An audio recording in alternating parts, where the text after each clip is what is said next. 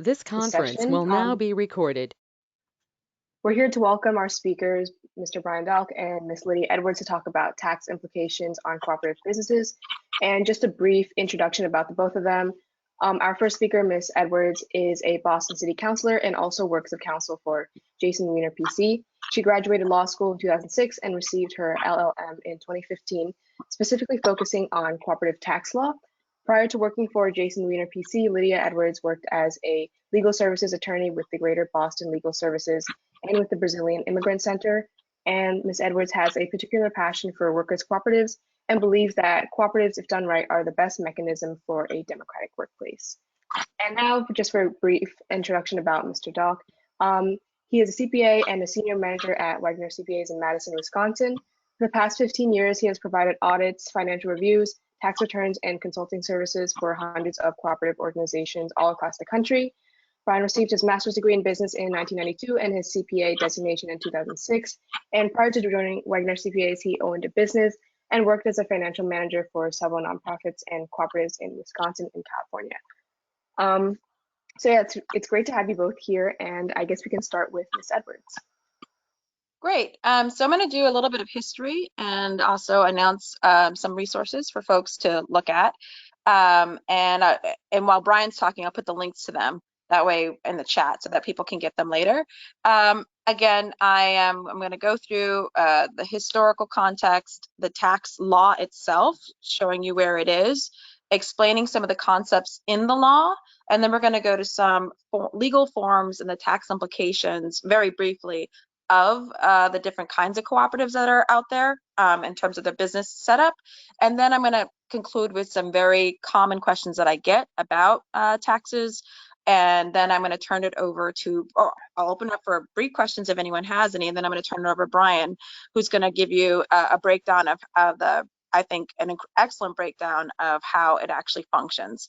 So I'm kind of up here in the cerebral. Brian's going to be talking to you about how it gets done.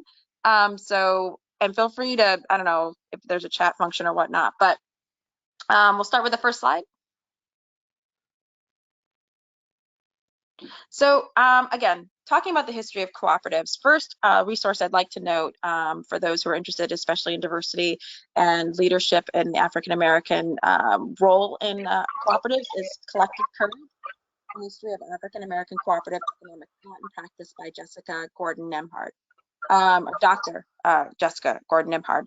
That, I think, really broke down the history of how much cooperative culture, how much cooperative, the sense of collective wealth and knowledge and growth is embedded not only in American culture, but also in the African-American culture and history as well.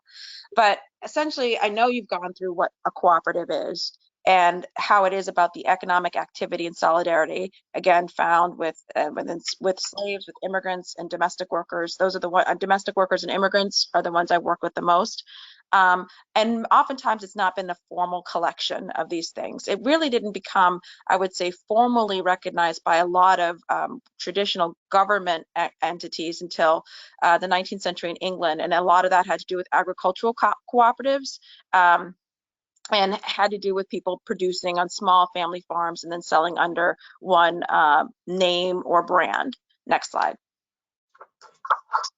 And so coming back over to the US, and we really began to look at them as permanent, formalized entities. And you know when government starts to do that, when they try to organize how they're going to tax you. And that's really what began in 1916 in the Revenue Act that allowed for an exemption for tax for marketing cooperatives that marketed only the products of their members. So that's when, again, the brand name, so Lydia Edwards Co-op may have been something that we sold makeup products under, but Co-op itself was not going to be taxed in the 1916 entity or version of the law. And then there's also, of course, the exemption for farmers and fruit growers or like associations organized and operated as a sales agent for the purpose of marketing those products. So again, there was a growing culture. Next slide. This exemption exists to this day. and it's found in 26 USC 521A. This is an exemption, again, for farmers, cooperatives, organizations described, and you can see all the wonderful jargon there, but it's basically under 1381, and under 1381 specifically discussing that exemption to taxes.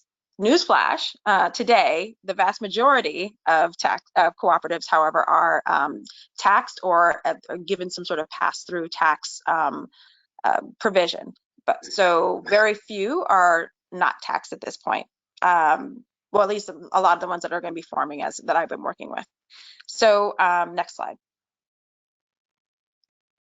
So the 1921 Revenue Act extended the exemption to farmer and fruit growers that operated as purchasing agents. And then the administrative practice of the IRS and courts began to deal with the non-exempt cooperatives, so everyone else, and began to deal with what we'll talk about soon, patronage dividends. And I just give some cases if you're at all interested or ever plan on reading case law, specifically on how some of the standards and some of the vocabulary is developed. Puget Sound, I'll just point, is one of the pivotal cases where a lot of our concepts are described, and also what we as tax attorneys look to if we're defending a cooperative or trying to prove that it's operating on a cooperative basis, which we'll talk about in a little bit. So next slide.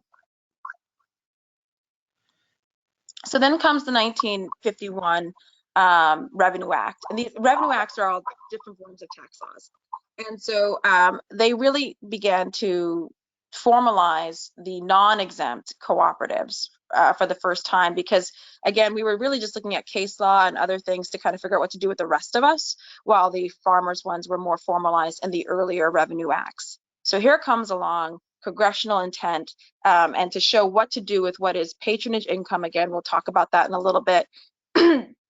And how that would be taxed at a single level. Again, we'll talk about that at a different level, but I'm just kind of walking you through the growth of cooperative law and tax law specifically. The next one, please, next slide. So this is where most tax lawyers, accountants, all of us look to, and that's subchapter T, and that was born in 1962. And that's really where we have to this day, the most formalized guidelines on exempt and non-exempt cooperatives, as in not exempt from tax relief, cooperatives that's just established the single level taxation. And we'll talk about that. Parts of the law and where you can find it, it's in 26 USC sections 1381, 1382, 1383, 85, and 88. 1381 notes that subchapter T applies to exempt and non-exempt cooperatives. 1382 to 1383 addresses tax treatment of cooperatives. 85 addresses the tax treatment of patrons of the cooperatives, and 1388 has extremely helpful definitions, and I didn't want to print them all out there, but again, if you're just interested in or trying to figure out how these things work, or if you find yourself at a co-op conference and they're speaking in all sorts of weird vocabularies, going to 1388 would be very helpful for some background information. Next slide. So subchapter T, so when applies to exempt and non-exempt cooperatives that are operating on a cooperative basis. It's in the law that it's operating on a cooperative basis, but it's not necessarily defined in subchapter T. And so that's where a lot of the case law, a lot of practice, what does it mean to operate on a cooperative basis, has had to develop to help fill that in. And there's some basic tenets to what operating on a cooperative basis looks like. If you'll go on to the next slide. So the three core principles, again, as I mentioned, Puget Sound is one of the pinnacle cases that kind of break that down. It's subordination of capital as regards to both the control over the cooperative undertaking and ownership of the pecuniary benefits arising therefrom, and I'll break all this stuff down. Democratic control by the worker members, or I would say members in general, and then vesting in an allocation among the worker members or members, if you're not, of fruits and increases arising from their cooperative endeavor. So subordination of, I think the next slide goes into subordination. So what is subordination of capital? It seems like a lot of words to say very simple things, which is it limits the amounts that a cooperative can distribute with respect to stock. And also when controlling the cooperative's management, the direction is vested in the members. So it's short, if you take a traditional business model where you have investors, capitalist models, and you have investors in that that business. If myself, I'm just going to say Brian because he's on my screen right now, and Ron are all investors. Usually, we don't necessarily are we may be owners based on how much we work or how much we invest, and we may also be our voices are determined by how much we invest as well. So if I put in 10%, Brian puts in 30%, and Ron puts in 50%. I don't even know if that math all adds up to 100. But the point is, if each one of us put in different amounts, then our voices and our ability to control the business changes based on the amount that we put in. This is traditional business models. And so does our ability to control. So if Ron has 50% of the business, he has more control over it than myself and Brian combined. That's a traditional business model. That's a traditional capitalist business model. In this case, that's not what happens. The people who own and invest the most don't necessarily have the most control or the most votes. So that's the subordination of capital. If at anything, no matter how much you invest, you still get one vote. And no matter how much you invest, your ownership power is equal to the other folks as well. All right, next slide. Oh, and I'm sorry, back to the other side. I forgot one component. So where can you find proof? Because again, you're trying to demonstrate you're operating on a cooperative basis. Then you're going to look at your state law first to figure out if there's maybe a definition specifically about what your cooperative needs to do or be. And then also look at your cooperative agreements, your bylaws, your operating agreements, so on and so forth. Massachusetts and Vermont, New York, I think Wisconsin, and a lot of other states have specific cooperative statutes that actually explain what you need to do and how you need to be functioning in order to be considered operating on a cooperative basis or a cooperative. So I'd also look at the, excuse me, look at your local laws as well. Next slide. So the democratic control, I kind of touched on it a little bit. Again, it's a single vote for members regardless of the shares owned or the capital you contributed. So that's why it's such a key component and a true democracy, if you will. This is not saying that everyone gets what they want or that you don't have, obviously, back and forth and having to work together.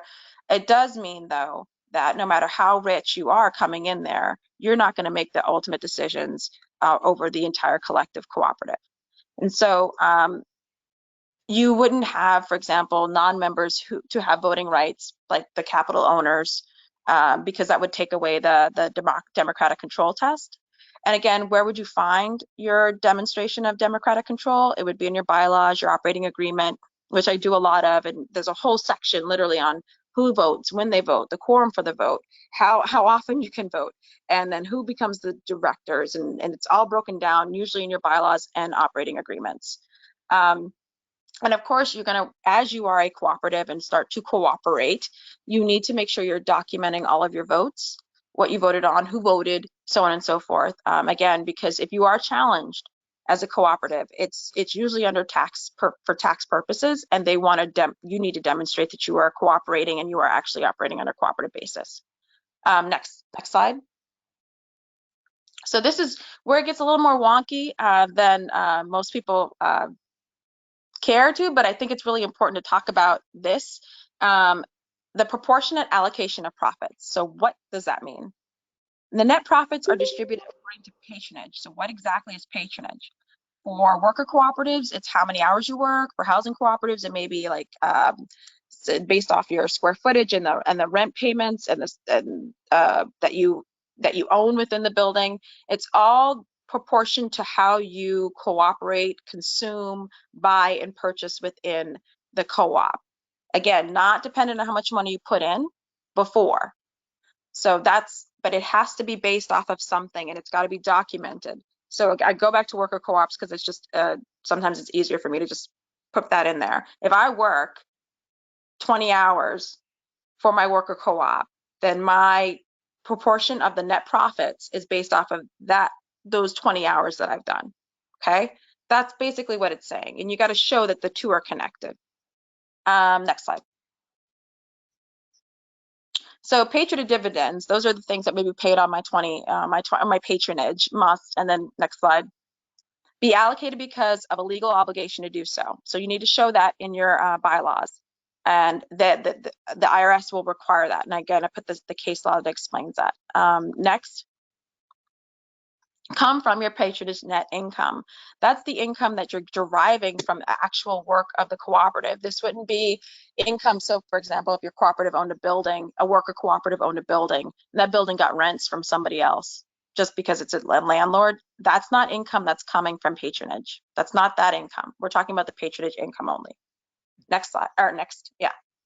And be allocated based on the relative patronage. Again, be based off of how much work I'm doing for the co-op, or how many products I'm producing for the co-op to be sold. All of those different things need to be measured and clear and upfront in your documents. Next slide. And then how are they given out? How are they paid out, your dividends? They must be paid in cash or as a qualified written notice of allocation. Allocated patronage dividends that are not paid in cash, or excuse me, they must be in cash or they must be a qualified written notice of allocation. I'll go to the next stage. The next slide, sorry. At least 20% of each patronage dividend must be paid in cash if you're going to do a qualified written notice of allocation. This is really wonky. I think Brian covers a lot of this in a more practical way, but I'm just maybe introducing this vocabulary at this point for folks to understand how the tax law looks at this and looks at your patronage dividends and how you're paying out to your members. So I'll just kind of put out where you can find that, section 1388, section Z. Next slide. So again, if you have a written notice of allocation, you must give the right for the patron to redeem the money within 90 days from when the allocation is paid, and a notice of that right. So this is just paperwork that you're going to have to give out to your members. Usually you give, let's say my patronage dividend is $100. You're going to have to give me $20 of that. Usually it's to pay the tax on it, and then the other 80 is put in an internal capital account. Again, it's a little complicated, but I just wanted people to know that's how usually money moves in the patronage part. Next slide, or next part.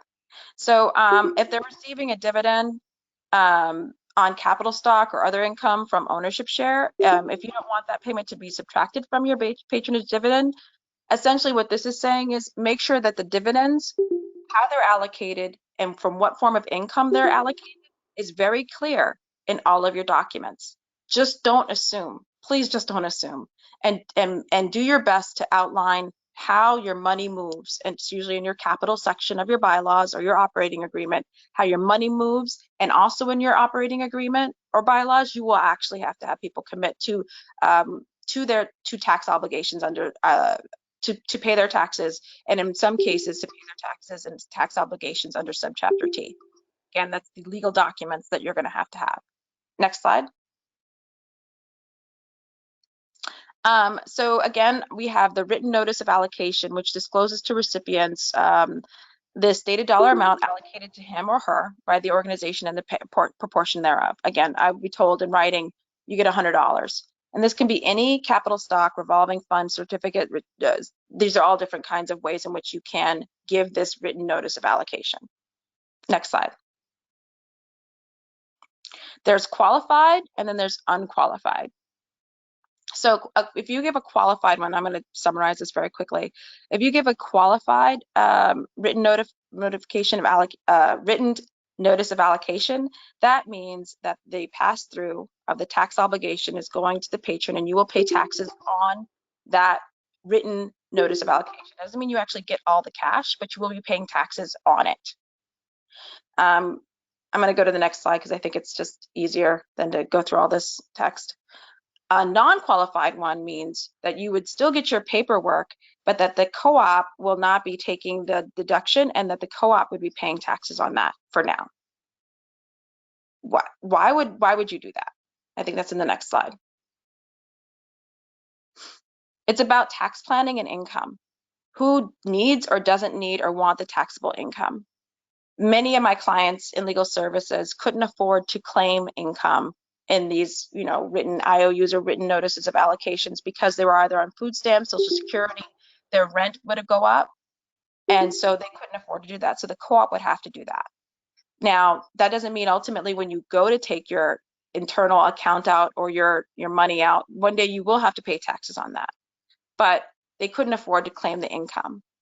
And oftentimes, sometimes farmers can, with farmers especially, it can be up or down depending on the income, the profit, net loss. And so again, it's about the tax planning of the individual person.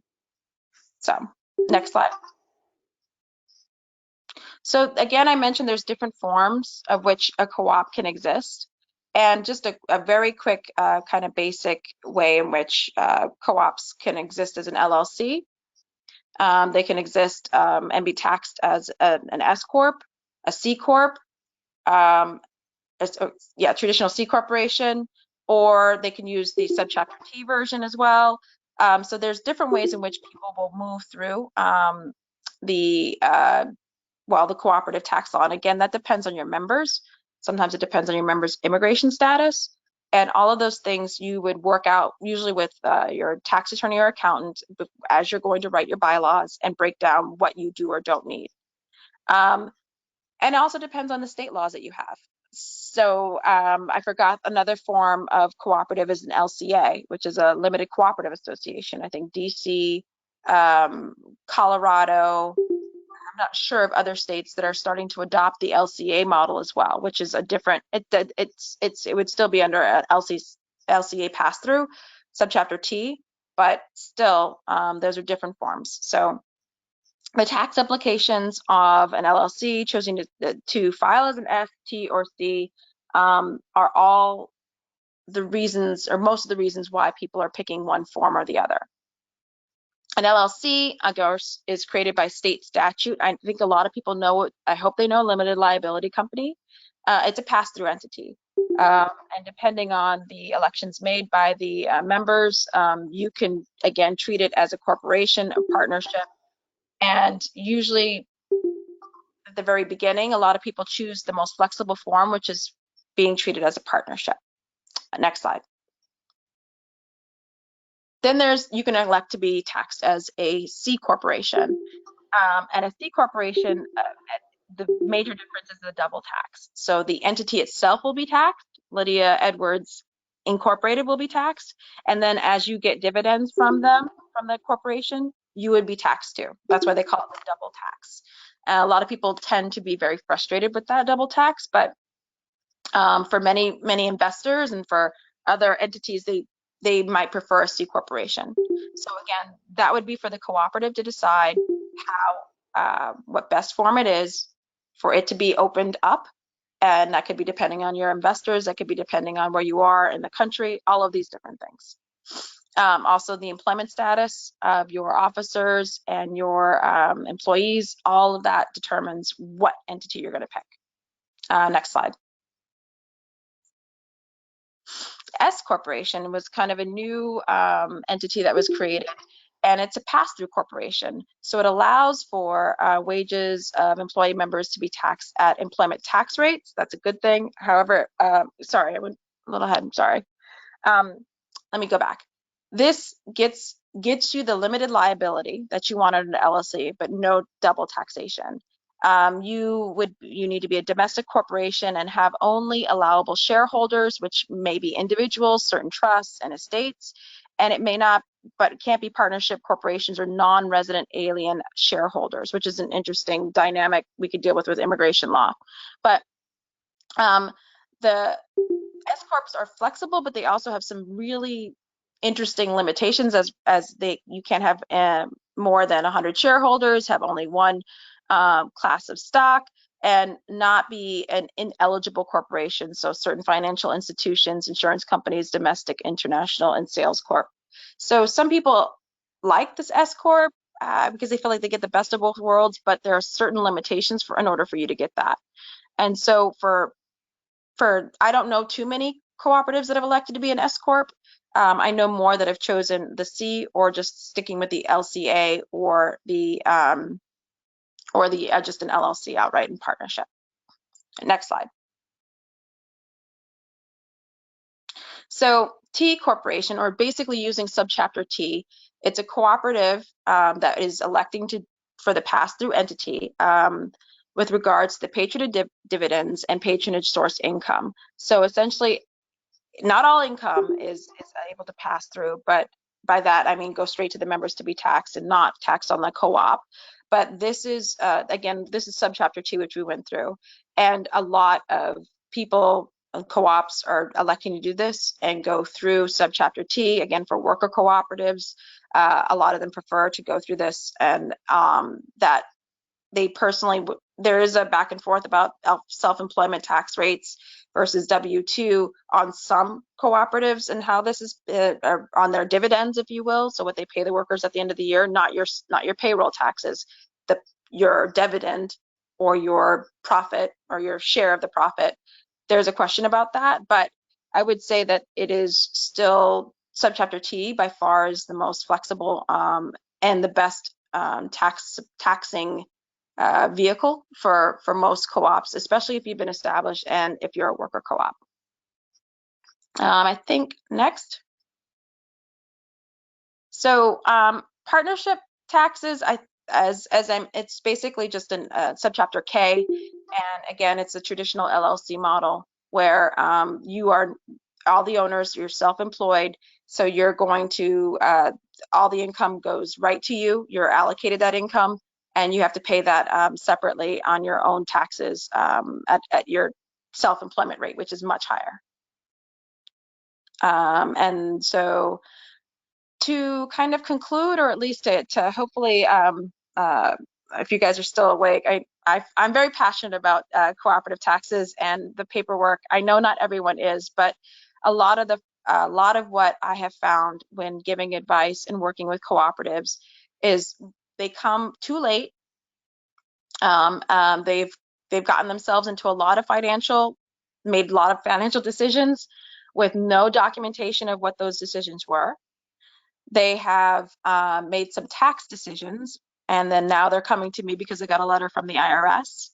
And so while it's a lot of jargon that I went through, I really am hopeful that we start a culture where people understand a little bit more before they go in to start cooperating, and we have to pull you back out. So I kind of summarized the top 5 issues that I get on cooperatives, tax law, and I just want to kind of just break them down for you. One of my first clients came to me and said, we got a letter from the IRS saying that we owe taxes. And I said, well, let me see the letter. And I said, how is this? I'm confused. You have a letter saying you owe taxes, but you have also demonstration you've been paying your payroll taxes, you've been doing everything correct. And they said, yeah, so we don't know what's going on. What happened is someone gave them the advice that because they didn't make any money, which most businesses don't. Most businesses don't make a lot of money. You will make hopefully enough to pay your members, pay your bills. But a lot of cooperatives in the first 3 to 4 years are not going to be making so much more that they have profits to share amongst their members. You may be that ball-in cooperative that does, but very rarely will you in the first one. And so I said, and so the person said, since you're not making any money to give out to anybody, you don't have to pay taxes. That's probably true. You may not have to pay any additional taxes. But they then went further and said, but then you don't have to file, which is not at all true. That's the biggest mistake. The fact that you may not be making a lot of money, you still need to file your taxes. You need to have them filed professionally because you're telling the government you didn't make any money. Otherwise, the government has no idea.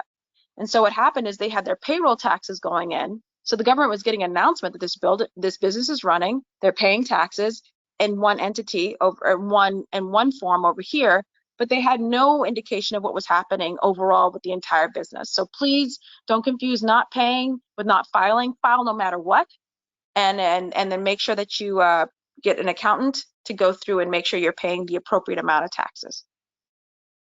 The other part was the cooperative is claiming we're not a cooperative, or the IRS is claiming we're not a cooperative. What do we do / show? Well, we went through the whole operating on a cooperative basis, and so it should be in your bylaws or your operating agreement demonstrating your democratic control. You need to have minutes of all of the votes that you took. And if you're starting to form your cooperative now, I would say it's not too early to document your decision making, how it is being democratic.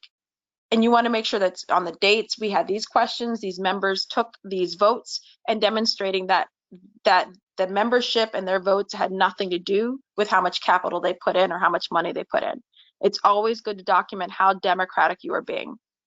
You want to demonstrate if people put in money that they did or did not have, do or do not have a vote that is proportionate to that. You need to break it down for yourselves, because if the IRS comes knocking, they're going to want all of those things too. What makes a cooperative?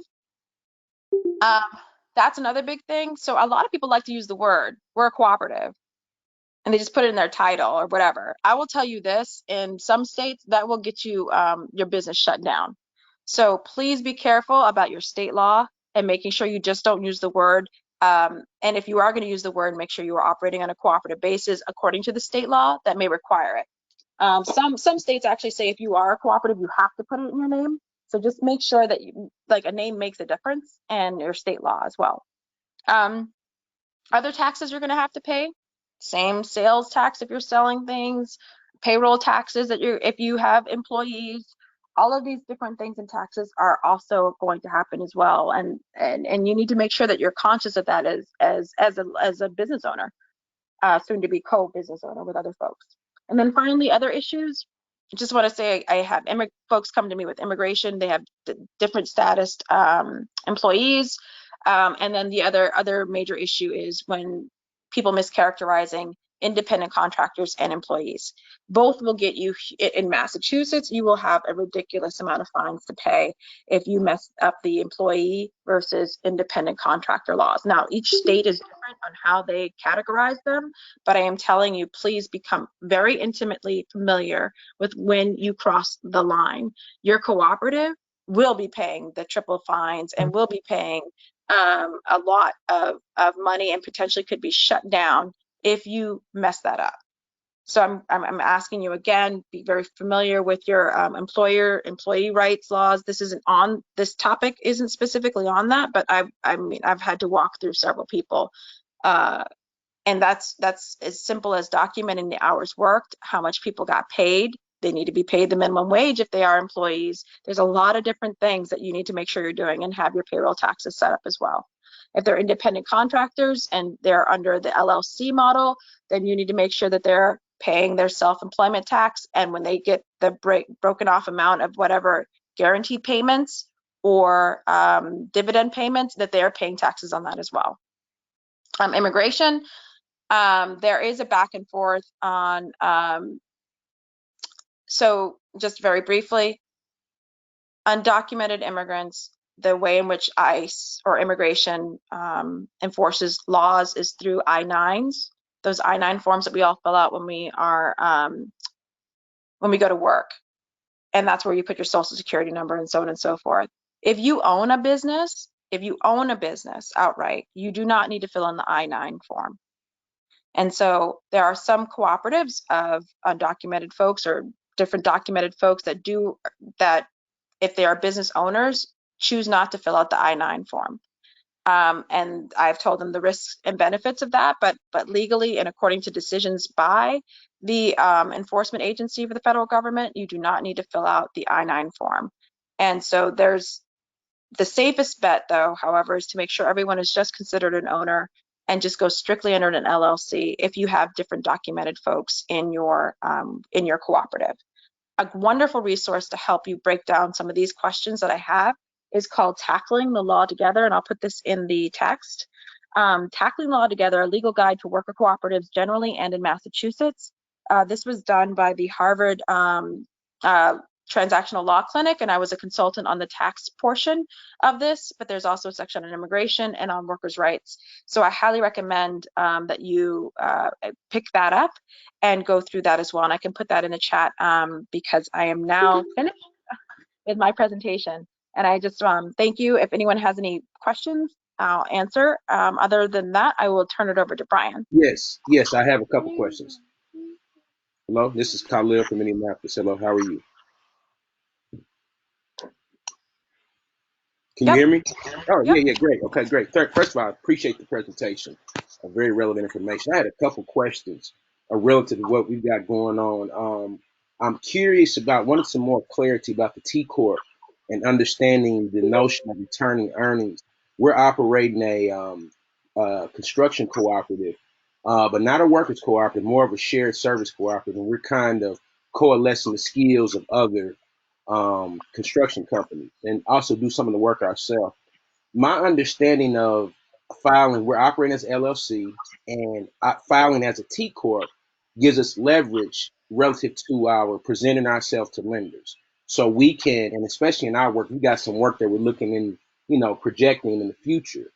And even in terms of our earnings and, the way we get our money and all that, it seems like it'd be an advantage for us to file as a T Corp specifically for that, so that we can return, so we can show on our statement that we are retaining, earnings, even, retaining that money as well. And also operating as a cooperative, and then not negating the patron distribution piece, if that makes any sense. That's one, just get some clarity about that. And then two, here in Indiana, I was speaking to someone. I just want to see if you're familiar with this. He was sharing me that in cooperative, there is a law or a new law or something that says that perhaps you can defer your patronage distributions for a year or two, and that is a way, another way to pass through revenue without double taxing. Just seeing if you're familiar with that. And thank you again. So, thank you so much. Brian may touch on the deferral. I'm not, but let me stop. First, let's talk about the T Corp, right? Specifically, I have found that that's whether lenders are inclined to give or not give to an entity. It usually depends on exactly what you said, which is demonstration of retained earnings, right, and income. And whether you're go under subchapter T or C, you're going to be, you could demonstrate that. It's usually the corporation entity, the Inc. part, that allows for you to have some retained earnings. So if, of course, you want the pass-through benefits, so T, have you be the corporation and allow for you to have and demonstrate some retained earnings.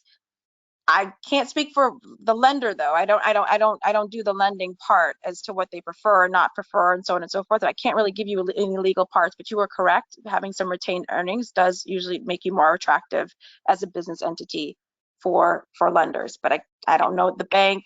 I mean, there's of course the National Cooperative Bank and other, like the New England Cooperative Fund of New England. I was on a board for that. They give out to cooperatives around the country. I highly recommend you look at them. So they may have different lending perspectives and be inclined to work with cooperatives on a different level. So just noting that.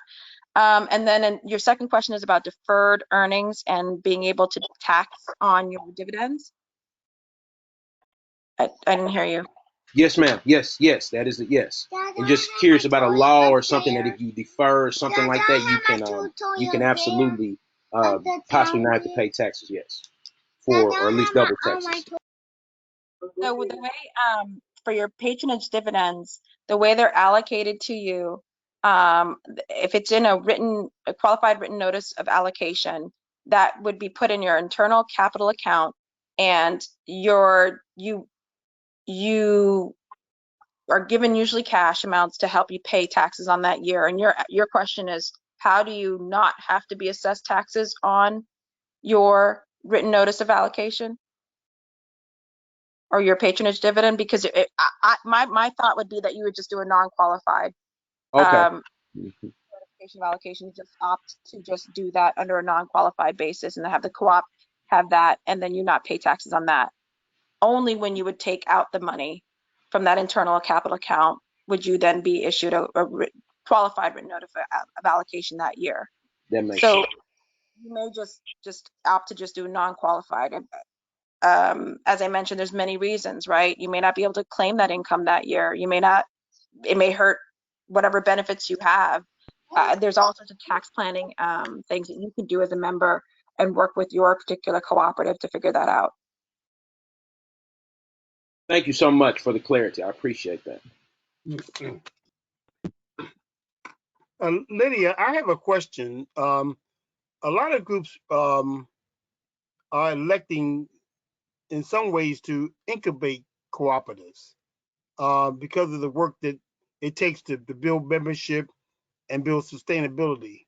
So if a group is incubating a cooperative, what would be their legal liabilities in doing such?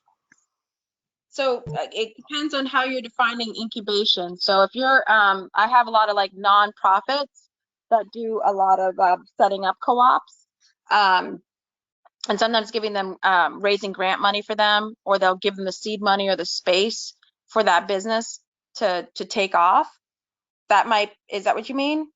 Well, yeah, well, in a sense, yes. Say that they're supporting it in giving some, allocating some resources, and they want to also be able to help them grow substantially around their organizational structure, building their membership over a period of time, and then they want to launch them on help them launch on their own individual pathways. So what I recommend, because I just did this actually for a language co-op in Massachusetts that was coming under a larger immigrant co-op. And so what I recommend is that you're separate the concept of launching your co-op from starting your co-op. Separate the two. By that I mean create your co-op as like Lydia Edwards Inc., who is coming under, I'm sorry, you're on my screen, Crystal Foreman nonprofit. I just see you, Crystal. I'm sorry. So Crystal has the nonprofit. She's up here, and she wants to incubate Tiny Lydia Co-op. All right. I recommend to those members of that co-op, go ahead and file and create your co-op in paper, and make sure you start cooperating and operating on a cooperative basis. Okay. That way, you have a separate entity that can file what it needs to file. Okay. The larger nonprofit can pump that money in there, can help them with the space, can do all of those things. And that co-op needs to make sure it's documented what it's getting, what it's actually getting in terms of donations, what it's getting in terms of space, and just treat it like any other business income. And then qualify it accordingly, and have your accountant make sure it's clear this was just a startup funds, this was a loan, this was so on and so forth. But start doing that. Now you have started your co-op, you're doing your best to get it incubated, if you will, and before it, I don't know if you want using all sorts of like birthing things, it gets birthed or hatches or whatever, launches. But the launch would be traditionally when that cooperative can move physically away, or begins to start its own business without any additional funds from the mother agency.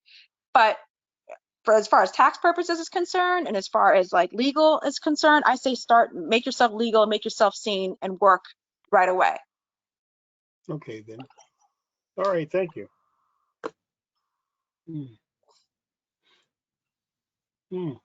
Are there any other questions for Ms. Edwards before she passes on to Brian? I guess I just have one question. I don't know if it's a silly question or not, but in that last example, say that the nonprofit has invested funds in the development of the co-op. Can that any way be related to the patronage amount they get, or would that just be separated as a loan or something like that? Because it's not income from operating the cooperative, right? It's not income from the workers doing the working for the co-op. It's not income from any product that actually the cooperative is selling. That was just help, which is okay. But no, you couldn't distribute. And please, that's the other thing too. Please, co-ops, if you do get help and get some funds up front or get a loan, don't turn around and flip that money into patronage dividends to your members. That don't do that. Don't do that, please. That is for for your business to start, but that is not patronage income to be given out to folks. Payroll, that's different. If you're a worker co-op, you pay payroll, you pay your other bills with that money. But don't turn around at the end of the year and say like, oh, and here's your proportion of the income based off of that loan. Okay? Because that would be called laundering. So we don't do that. Don't do that. Okay? Yeah. We don't want to launder. We don't want to end up in jail. Oh, that's what that is. That it. Oh goodness. Wow. Wow. You know, I tell you something. I was telling Michelle and I was having an earlier conversation, and I was really looking forward to this presentation from you and Brian this morning, because it really takes me down areas that I have not really spent a lot of time really exploring. So you shared a lot this morning with me that I was very unaware of, and certainly is going to help empower the work that we're doing going forward. I'm hoping everybody else got that out of it. But we have some time, Lydia, if you want to hang around and answer some questions, more questions, to give folks a chance to nurture them, and we'll go ahead and segue into Brian's presentation. All righty. All right.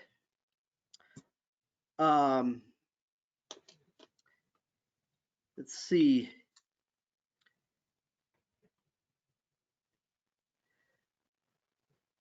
Michelle, would you be able to allow me to share the screen?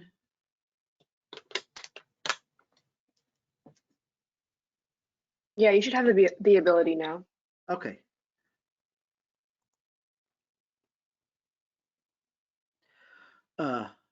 Okay, so do people see the first PowerPoint slide? You can increase it too, Brian. You have the ability to do that as well.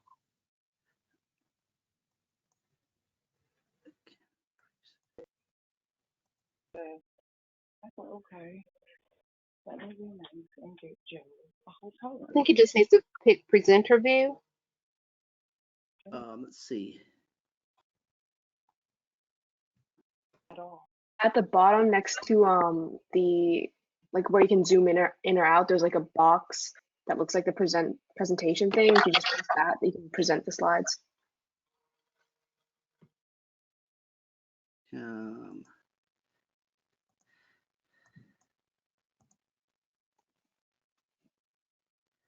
It's next to like the book icon on the bottom, on the right. Oops, I think I hit something I wasn't supposed to hit. You probably did, John.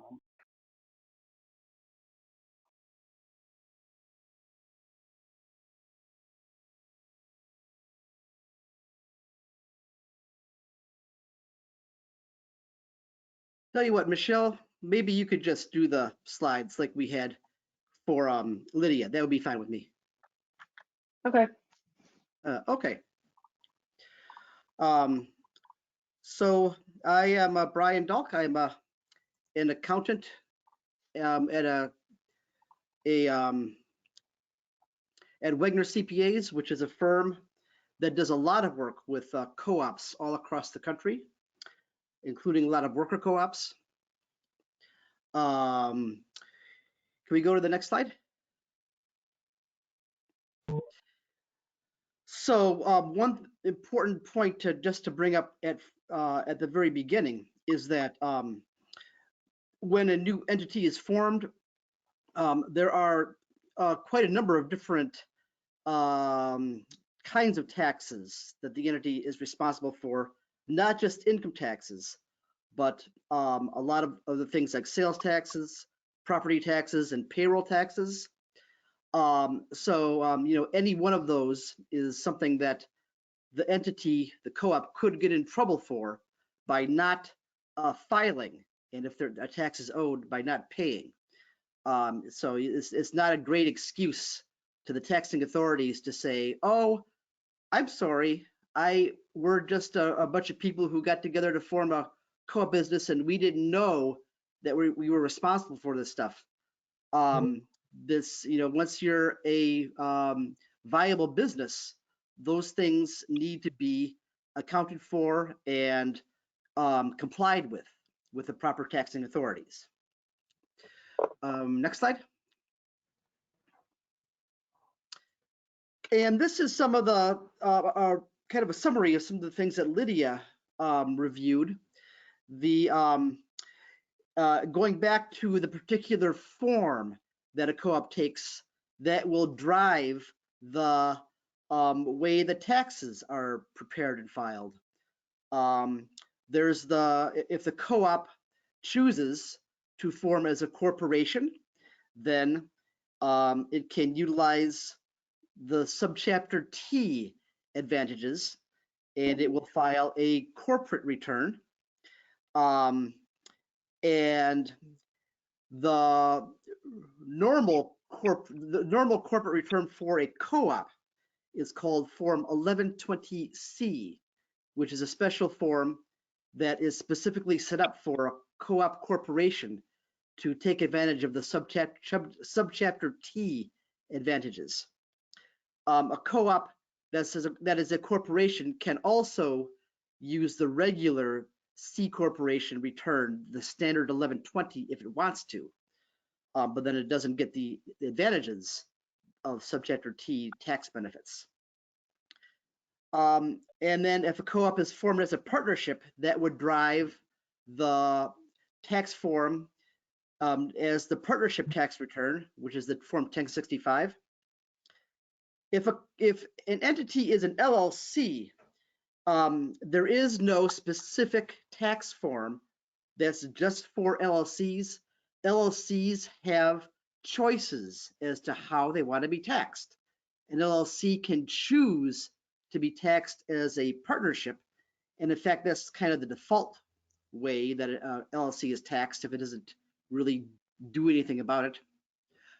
And an LLC can also choose to be taxed as a corporation.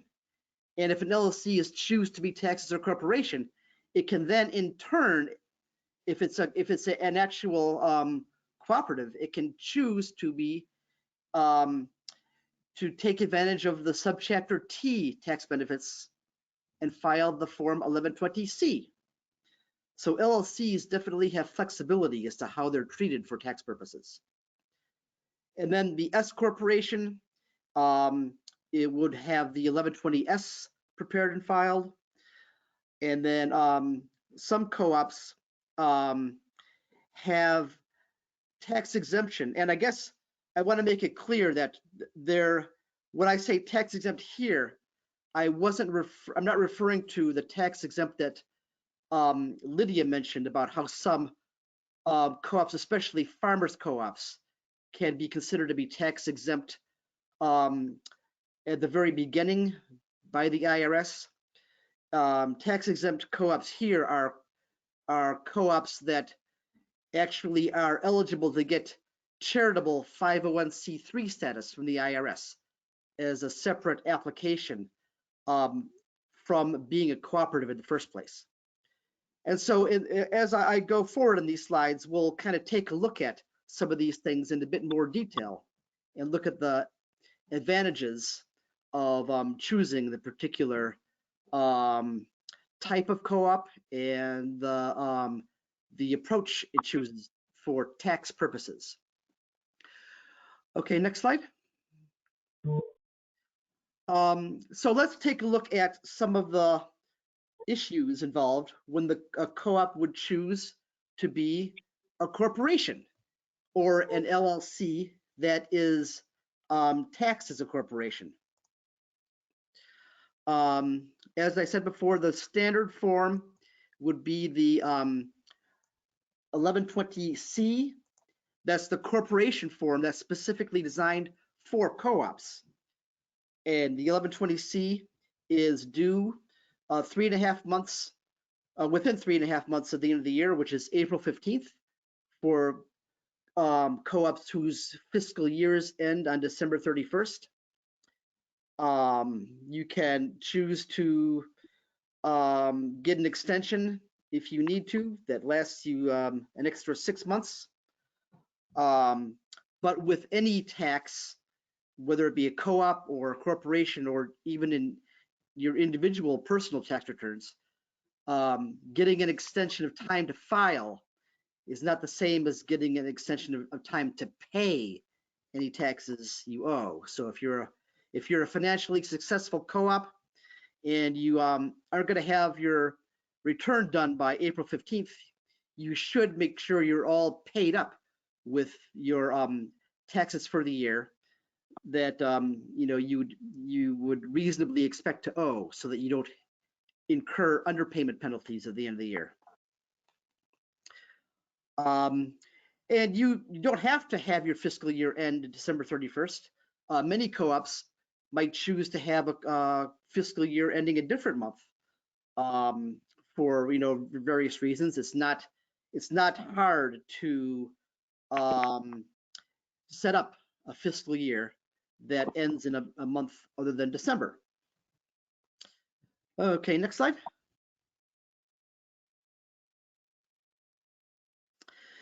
Okay, just as kind of a summary of some of the things we discussed in the last hour,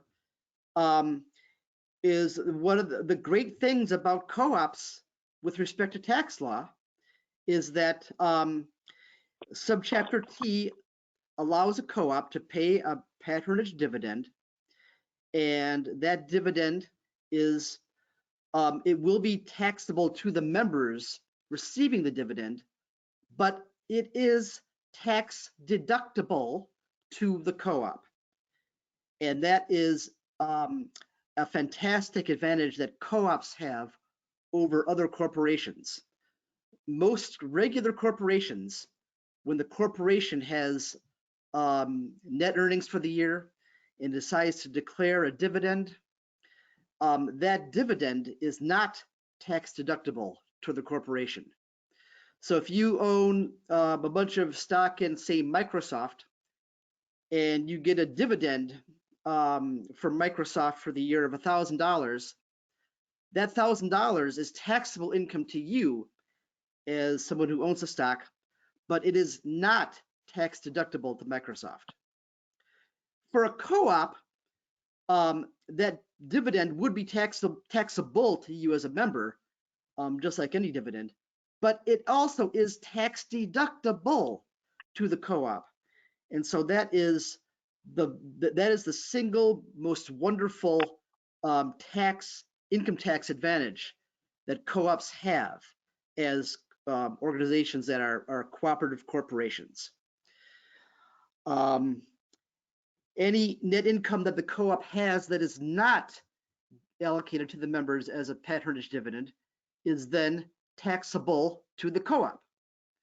And the current federal tax rate is a flat 21% for corporations. And then also most states have income taxes as well for corporate earnings. And the state taxes are generally up to generally in the single figure percentage range, up to about 10%. Just about every individual state does accept patronage dividends as a viable tax deduction for the cooperative corporation. So just about every state follows the cooperative, the federal guideline that patronage dividends are tax deductible to the cooperative. The only state we know of, in fact, which does not do so, or at least is somewhat of a gray area, is Pennsylvania. And we work in about 30 of the 50 states.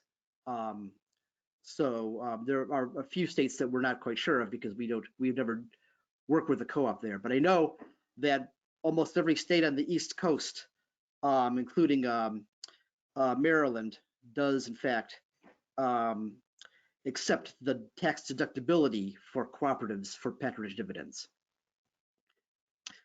And one of the advantages to having a co-op set up as a corporation as well is that you can build up that retained earnings that was mentioned earlier, and that might be something that has the the business viewed more favorably by lenders. Okay, next slide. So once, if you're a member and you receive a patronage dividend from your cooperative, that is taxable to you. It's taxable to you in the year that you actually get the dividend. So if you're a member of a co-op, and the co-op is a calendar year basis co-op, and it has a positive net income for the year 2020, and the co-op decides to give a patronage dividend to the members, it decides to do so in February of 2021, and you get the dividend in shortly thereafter.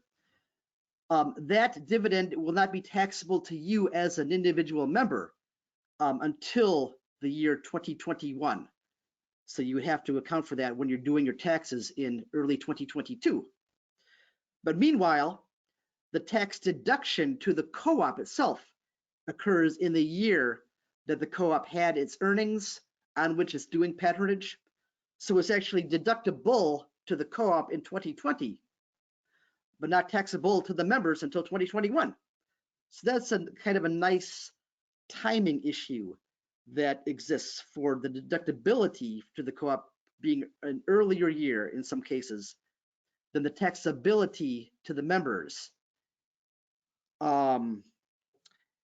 This is all assuming that the co-op operates on what we call the accrual basis of accounting, in which the revenues and expenses are recorded when they're actually incurred or accrued. If the business operates on a cash basis, the deduction is only allowed in the year that it's actually allocated. Okay, next slide. And as Lydia pointed out, there's also the possibility of the non-qualified patronage dividend. So for a qualified patronage dividend, the tax deduction for the co-op takes place for the year the co-op declares the dividend, and also the taxability to the member takes place in when they receive the dividend, which is shortly after the dividend was declared. For a non-qualified situation, it's essentially reversed. The co-op declares a non-qualified patronage dividend, and then tax-wise, nothing happens right away. And so it's not until that future year in which the dividend is actually paid, whenever the co-op board decides to actually pay it, that the co-op itself would take the tax deduction, and you as the member would be taxed on that patronage dividend received. We have found that this is less common than in the co-ops we work with. It's less common than a qualified patronage dividend, but it does happen from time to time, and sometimes it might make sense for a co-op to do the non-qualified rather than the qualified. It just depends on everybody's individual circumstances. Okay, next slide. And as Lydia touched on, organization that considers itself a co-op can't just do a patronage dividend if it feels like it. It has to have things set up beforehand to be able to do this in a way that meets the subchapter T requirements. You have to have something pre-established, either in your bylaws or your other governing documents. It has to be what is called a pre-existing obligation to pay out at least some amount of your net earnings as a patronage dividend. And it doesn't have to, if you have this pre-existing obligation, that doesn't mean that you automatically have to do a dividend every single time you have a positive income. It's a reasonable approach for the co-op to conclude at the end of the year that it really does need to have all of its net income retained at the co-op to build up its reserves, and therefore decide not to give patronage dividend. That's a perfectly reasonable decision that a co-op can make. But having said all that, you do have to have wording in your governing documents, before the year commences that allows for the patronage dividend, to be able to do it in a viable manner at the end of the year. You have to have a established formula for how you're going to do it. The IRS says that a patronage dividend, when it's actually allocated to its members, has to be done on the basis of the business that the members do with the co-op. And so what that means can, in practice, mean any number of different ways that the co-op decides to consider how much business is done with the co-op by each member. You can have, any number of formulas that dictate that. What you can't do is have the patronage dividend be allocated to the members based on how much financial capital they have invested in the co-op. That's really what a normal corporation does in giving a regular corporate dividend. That's basing it on the members or the owner's investments.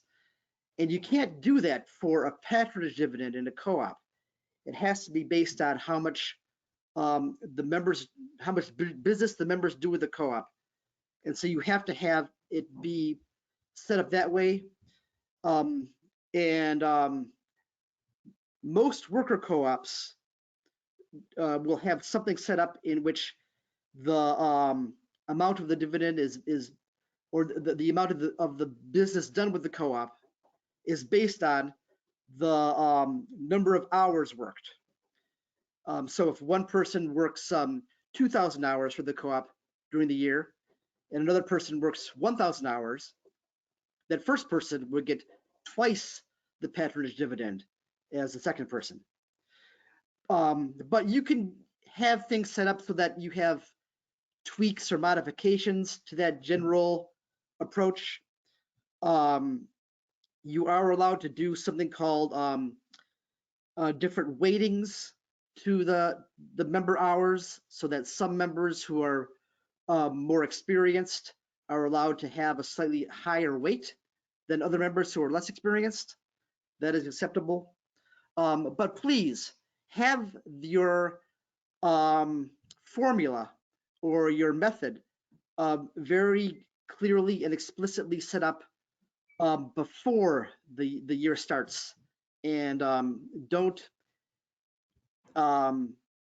finish a year and then realize you have to do this patronage dividend and then try to make up what the formula is for that allocation. That's really not the best way to go. Okay, next slide. An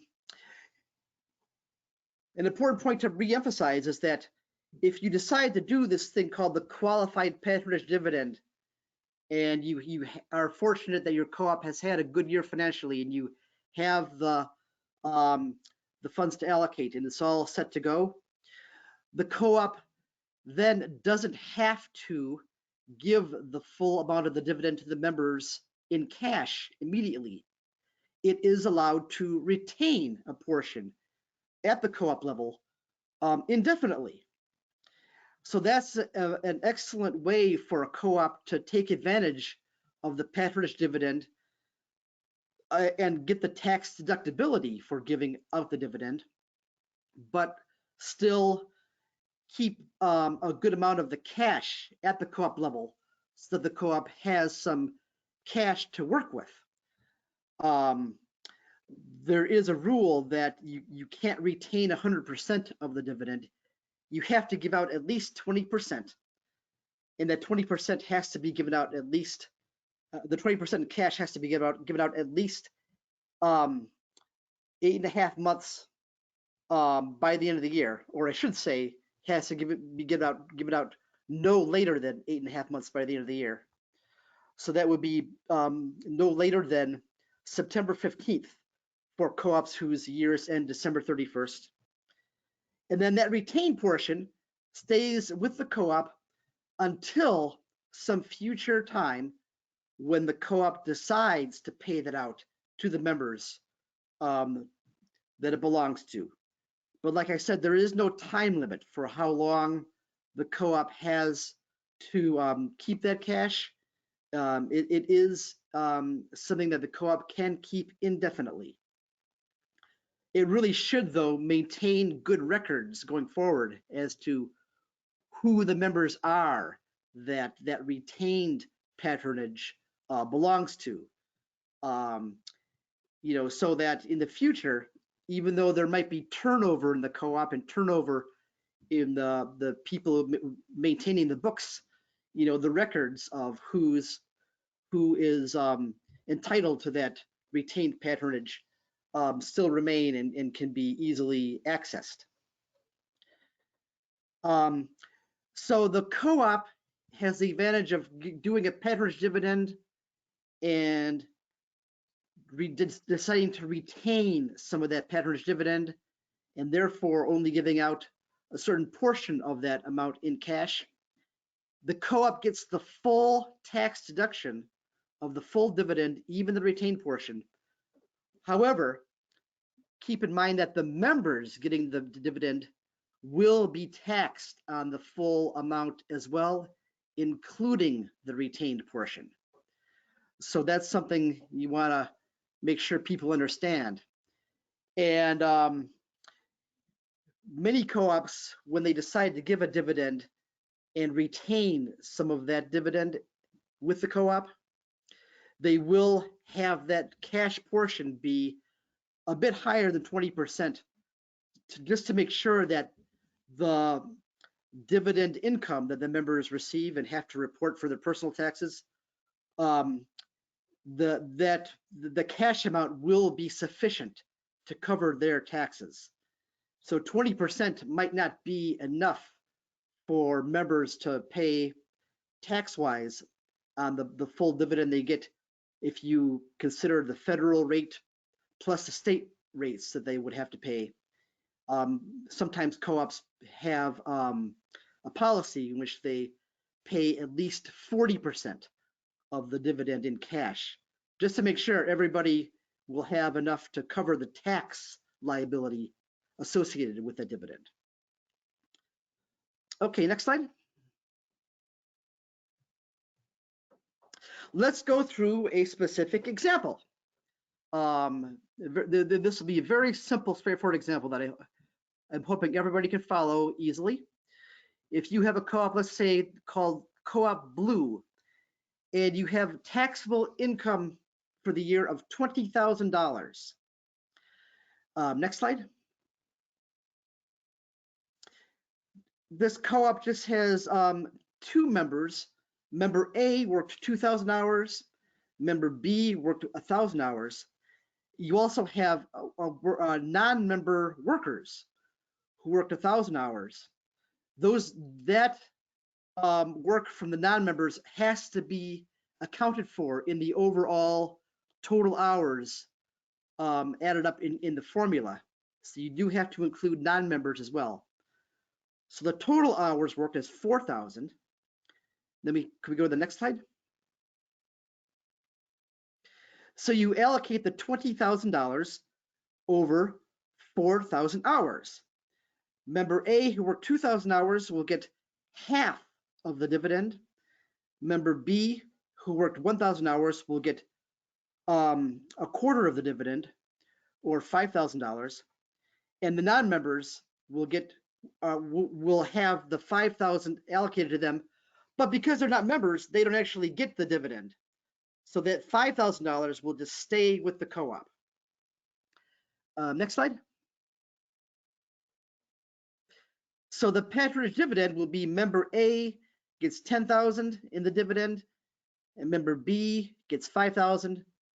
So it's $15,000, which is the Patriot dividend, which is tax deductible to the co-op. And then the non-members, $5,000 that does not get, that will not be part of the Patriot dividend, and that will be what the co-op will pay on income taxes. And then if you go to the next slide, we can take a look at how this works out as well. Oh, I'm sorry, but and then there's the second decision the co-op has to make.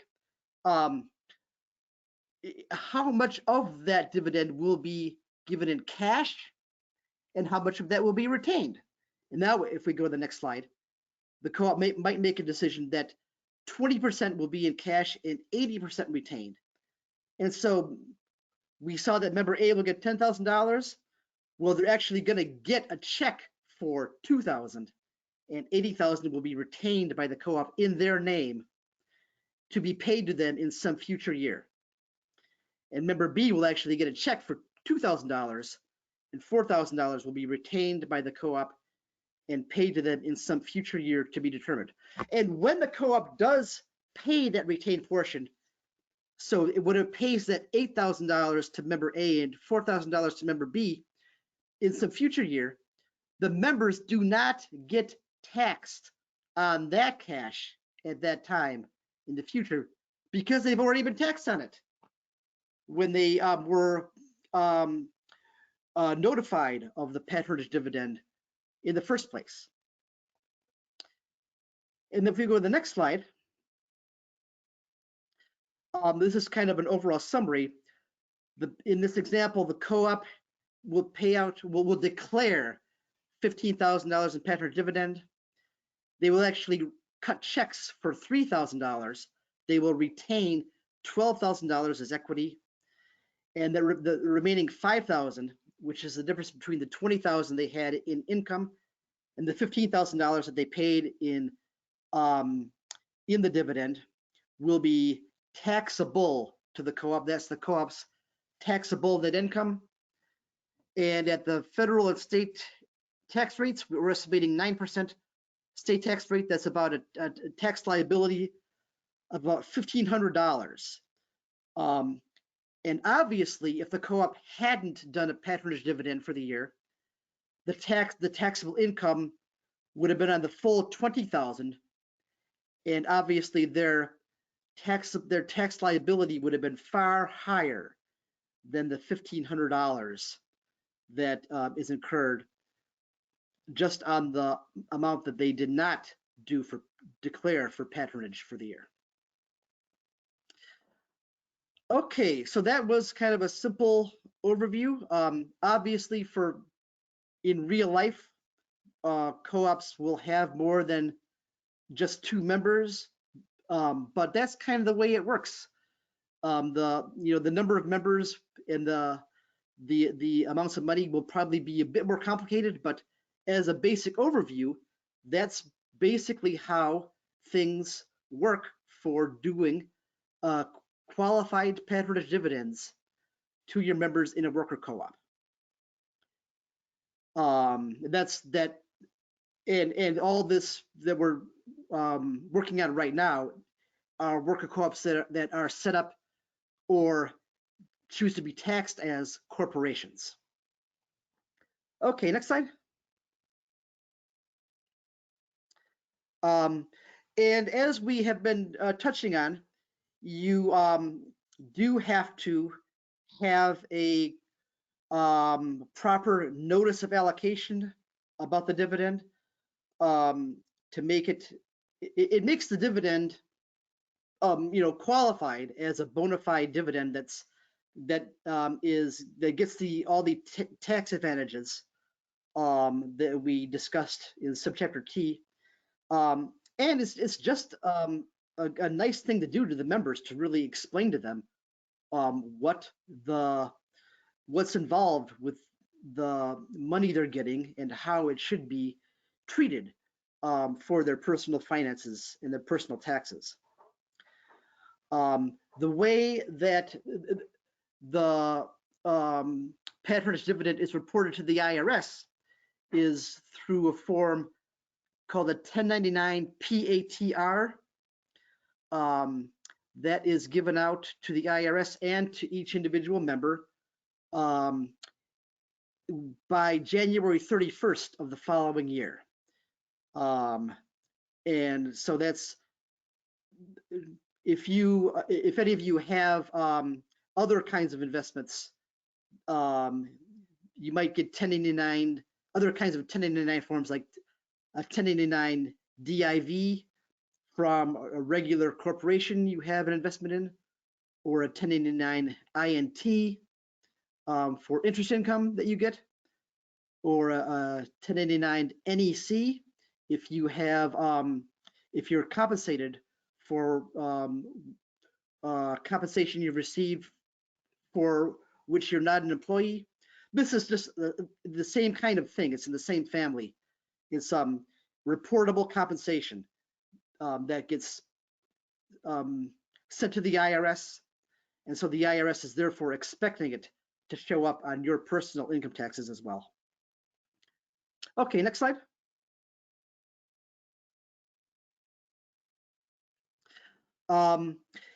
Here is a sample of what a qualified notice of allocation might look like. It says, you know, this is your total patronage dividend. This is to member A in the co-op that we were looking at called Co-op Blue. The total amount of the patronage dividend. Here is the $2,000, that's your cash portion. The additional $8,000 is going to be retained by the co-op, but the entire $10,000 is your dividend, and that entire $10,000 is taxable to you and will be reported to the IRS and to you on the 1099 PATR. So it's this notice then satisfies the requirement of subchapter T cooperative, and it is just helpful to the members to explain to them exactly what's going on with the dividend they're receiving. Okay, next slide.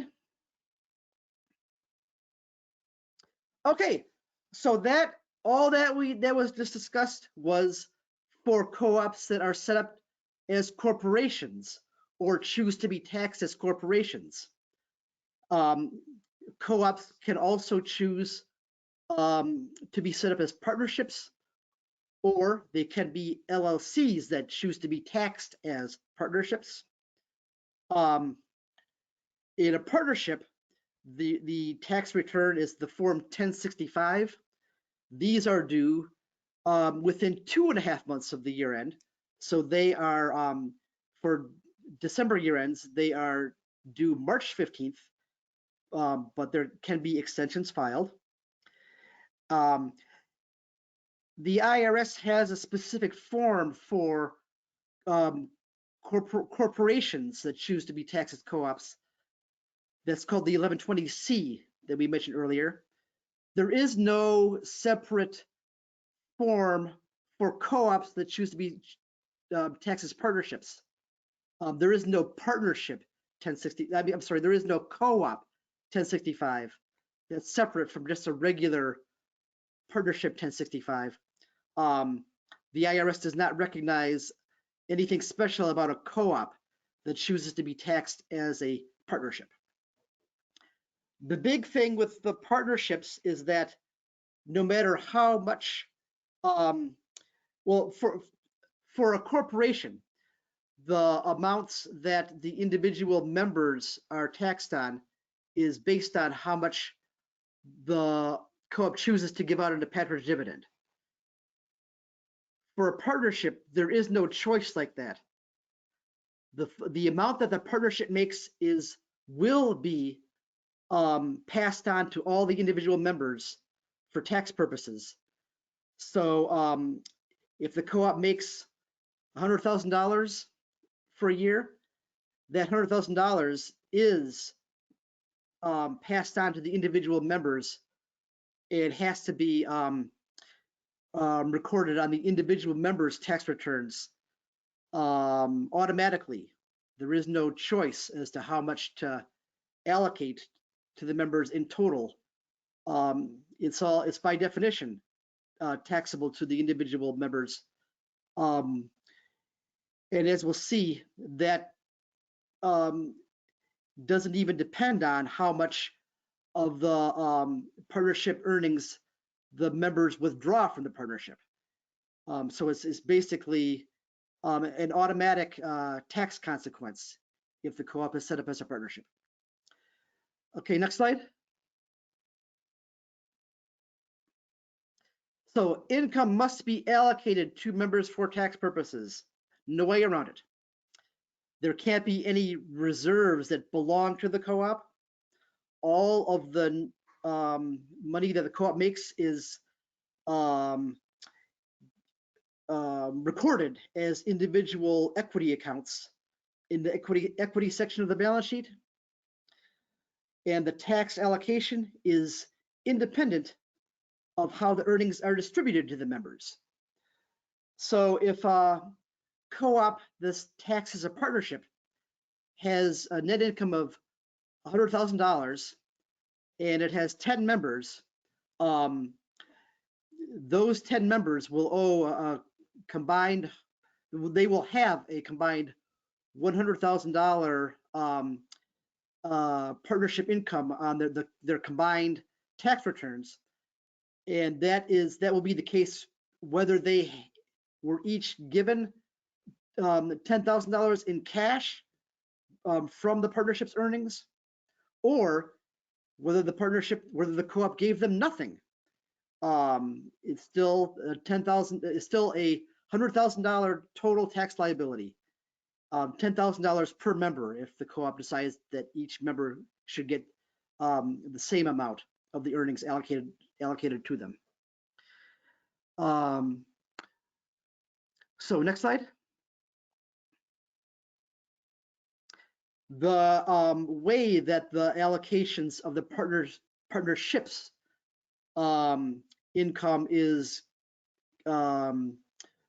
allocated to the partners for tax purposes is on the Schedule K1, which is part of the partnership form 1065. And in a partnership, whatever money that the members were paid during the year as part of services done for the co-op are noted separately on the return. These are what are commonly known as guaranteed payments. Those are payments that are, for services done with the co-op that are independent of how much money the co-op made, and they are not part of the allocation of the profits of the co-op at the end of the year. That's kind of a separate allocation, a separate methodology. Okay, next slide. So all of the income is for the year is allocated to the members for that year. Remember, for a corporation, if a corporation had a nice year in 2020 and decided to declare a dividend in February 2021 and gave out the dividend in early 2021, that dividend would not be taxable income to the members until the year 2021. Well, for a partnership, if the partnership had a good year financially in 2020, that income is going to be taxable income to the members in 2020. You don't get the benefit of the timing difference that you might have for a co-op that's a corporation. Okay, next slide. You don't have to allocate everything equally to the member owners of a partnership, and as a matter of fact, you probably shouldn't. What a co-op, one of the things a co-op is supposed to be about is to provide the returns on the business in a method that's proportionate to the amounts that the individual members put into the business. And so you probably do want to have the financial rewards to the members be based on how much they're putting into the co-op that's taxed as a partnership.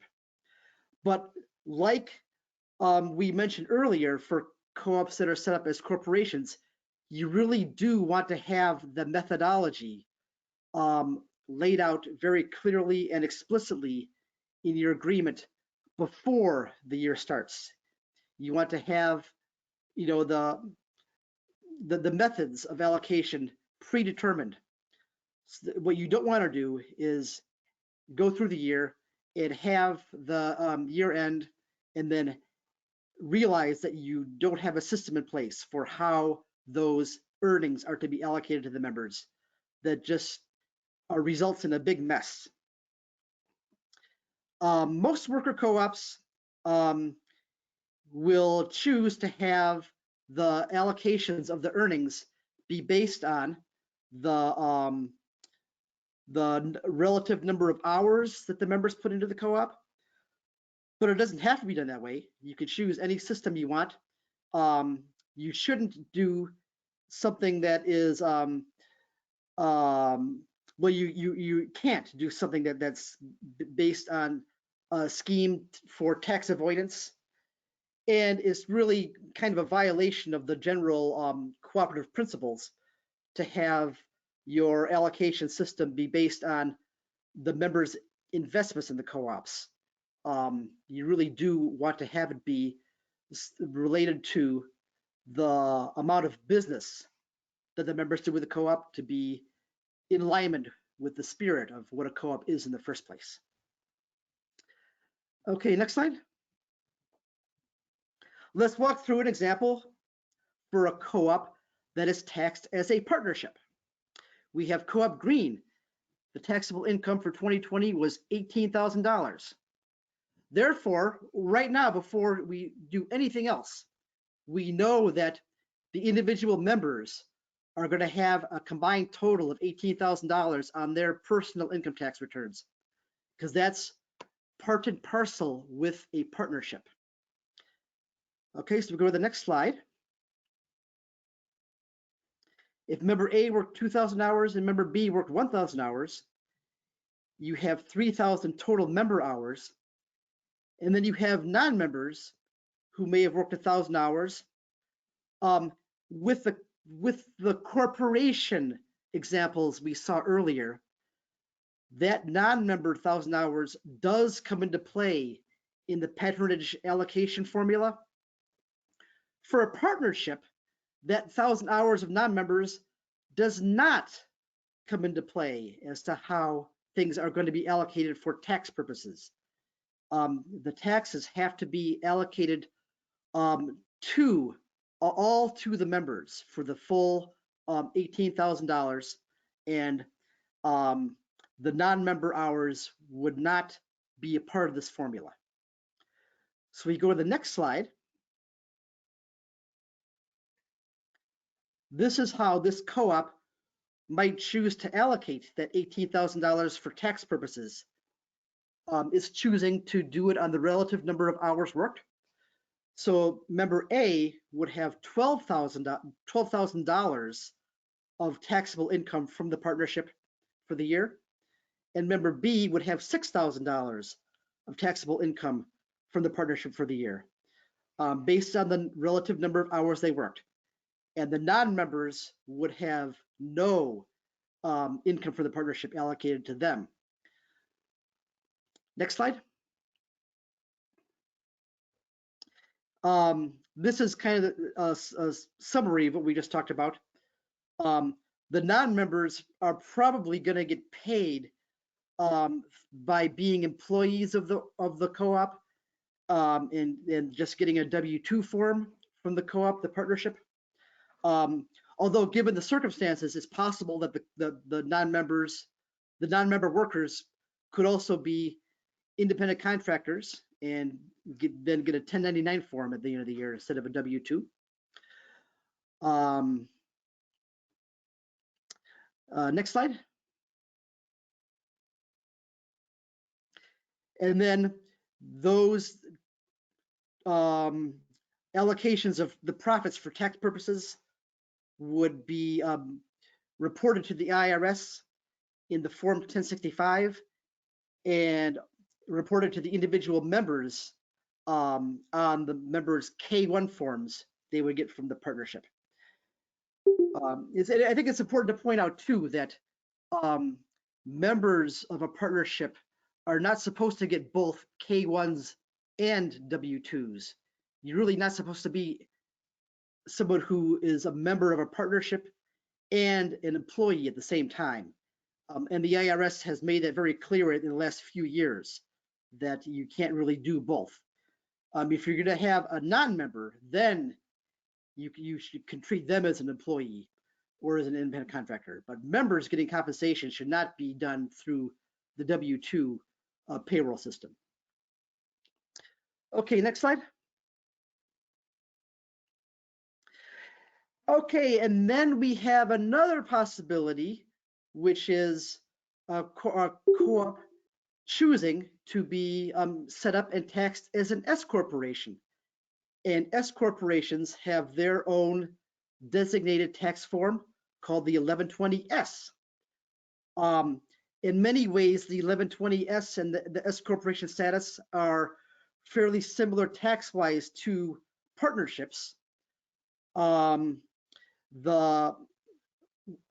of the income from the co-op is automatically allocated to the S corporation members, just like a partnership is. And so there is no choice to have the S corporation itself retain some of the earnings and pay taxes as an S corporation. You can't do that, as you can a regular corporation that we examined near the beginning of my presentation.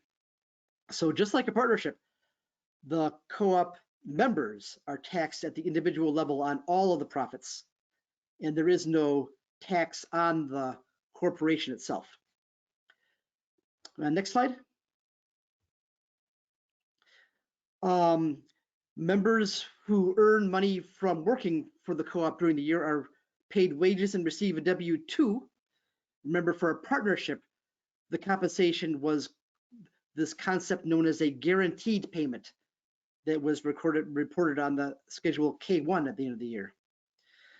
And all of the income and losses must be allocated to the members for tax purposes, done on the Schedule K1.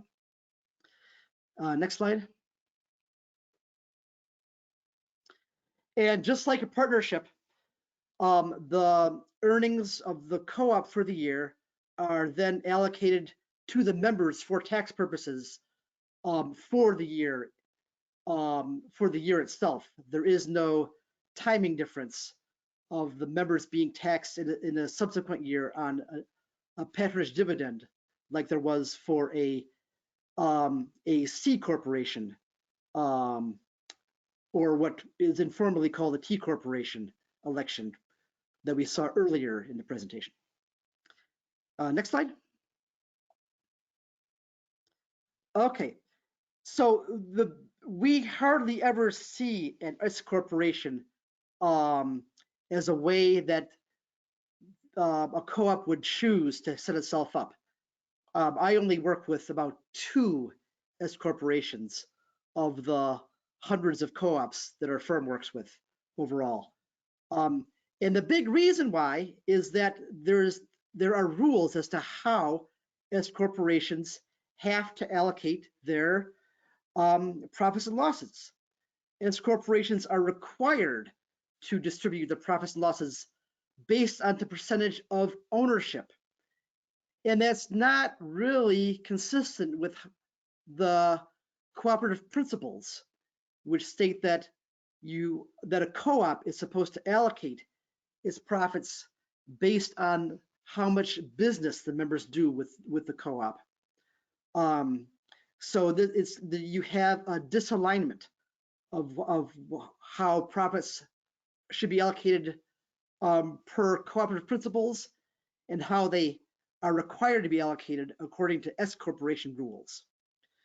And if you can lose your S corporation status if you don't allocate profits according to the rules set forth by the IRS. One way that an S corporation could get around the requirement to allocate according to ownership is to give give bonuses at the end of the year for those members who did do more business with the co-op, so that their compensation will be higher than members who did less business with the co-op. So that's this kind of a way you can try to get around that. But the that bonus will be will incur all of the tax liabilities that any payroll payment made to a worker incurs. All of the payroll taxes, the FICA, Medicare, Social Security, unemployment compensation, all that stuff would be attached to that bonus payment, whereas net earnings allocated to the members at the end of the year don't have those payroll taxes attached to them. So we don't see too many co-ops that choose to be set up and taxed as S corporations. Okay, next slide. We do see some co-ops that are able to apply for federal tax exempt status as charitable organizations. This is different from what Lydia discussed earlier in her presentation about some co-ops being automatically entitled to have tax exemption at the co-op level. Normally that applies to farmer co-ops. This is something different, where a co-op is not a farmer co-op, but it's doing work that is charitable in nature, and it can apply for tax exempt status for the IRS. And if it's granted, then it files a totally separate form called the Form 990, which is for charitable organizations. This is pretty rare for a co-op to be granted tax exempt status. But if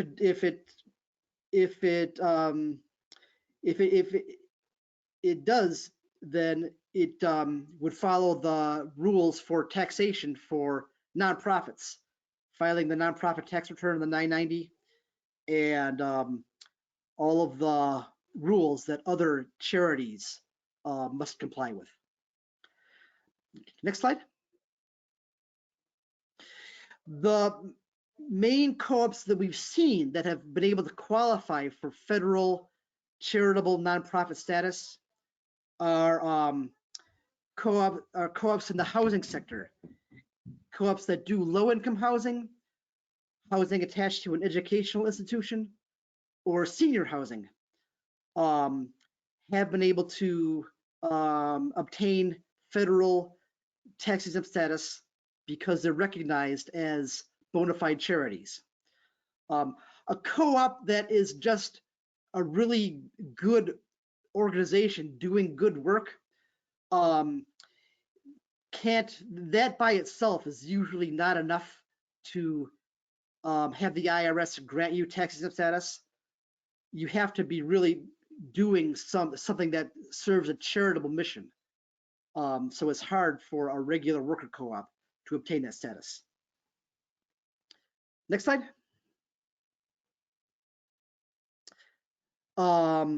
And for the co-ops that have this tax exemption, they have to be very careful to follow all the rules attached to charities and the IRS guidelines. And very importantly, there is no possibility for individual member owners to have reap a financial gain from their involvement in the co-op. So it's a pretty unusual situation. Okay, next. Okay, so those are the tax statuses that co-ops can choose to elect, either based on how they're formed or if they have a form that allows for different taxable options, what form they choose. The last part of my presentation involves some of the issues on the new tax developments that have recently been incurred that apply not just to co-ops, but to all businesses. One of the new things that's just come up is that meals and entertainment expenses for many, many years have not been fully tax deductible for any business. Due to the pandemic, Congress has decided that restaurants really need some financial boosts to them. And so for the years 2021 and 2022, Congress has declared that all meals at restaurants are going to be 100% tax deductible for businesses going forward for those 2 years. I would imagine that many of you are aware of this new federal award that's come out in the past year called the PPP loan that's been made eligible to businesses. PPP stands for Payment Protection Program. It's set up so that businesses can are able to retain employees even though they might face financial hardships during the pandemic. So if businesses that received PPP loans and have their PPP loans forgiven because they applied the PPP awards to appropriate expenses in their business, those loans are not taxable to the businesses for federal income tax purposes, and the expenses that the awards covered are fully deductible for federal income tax purposes. So for federal tax purposes, a PPP award that's forgiven gets the best possible tax treatment. You don't have to pay tax on the amount you're awarded and forgiven, and you can deduct the amounts that you expended the PPP award covered. Individual states are right now still all over the board as to whether they are accepting, whether they are considering the PPP forgiveness to be taxable, and or whether they're considering the PPP expenses covered to be tax deductible. Next slide.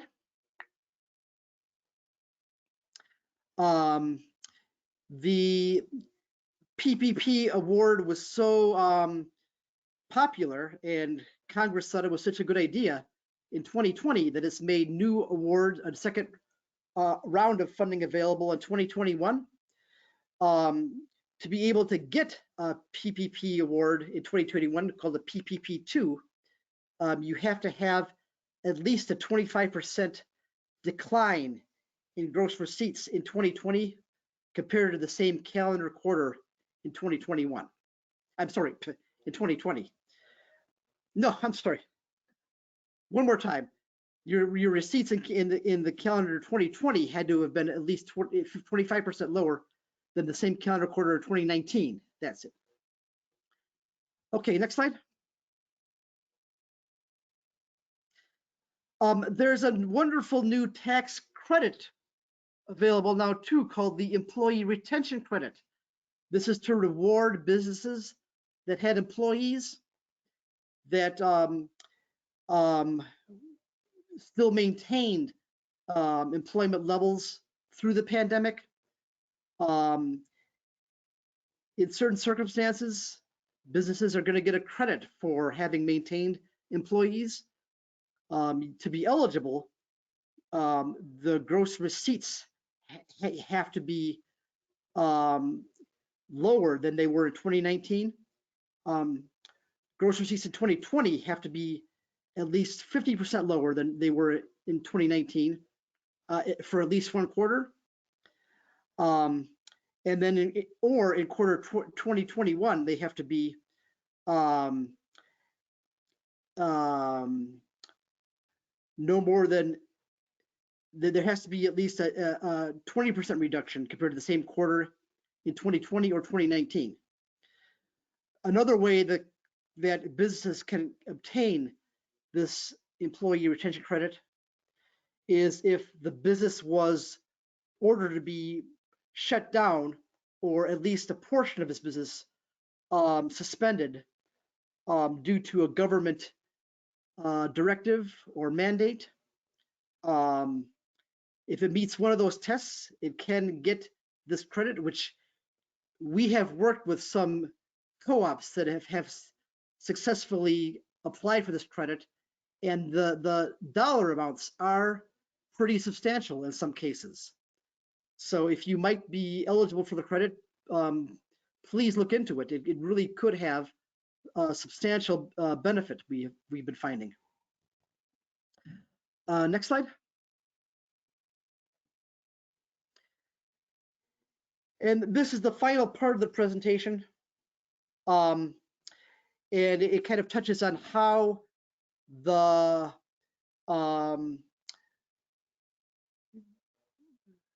financial benefits of working for a co-op actually apply to you as an individual member. You want to make sure that you want to be careful that co-op member benefits are handled appropriately at the personal income tax level. A lot of individual income tax preparers are not familiar with concepts like patronage dividends, and so they might not be, familiar of or cognizant of how to handle that on a personal tax return. So please, work with them and get all the advice you need to be able to handle those appropriately for your personal income tax returns.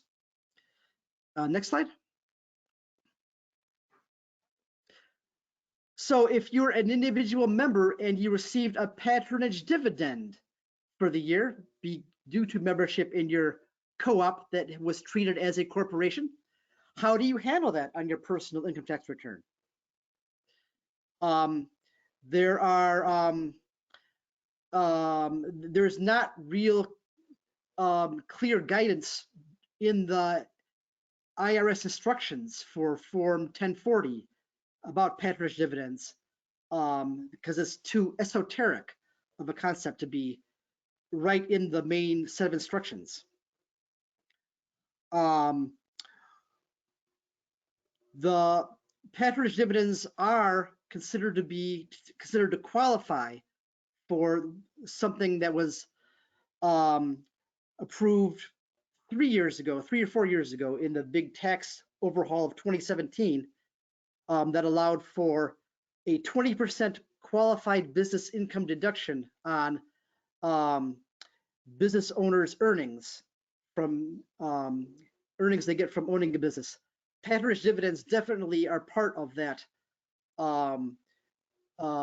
set of income that qualifies for this 20% qualified business income deduction. So keep that in mind and make sure your tax preparer knows that too if you do have a patronage dividend that qualifies for the 20% QBI deduction. Next slide.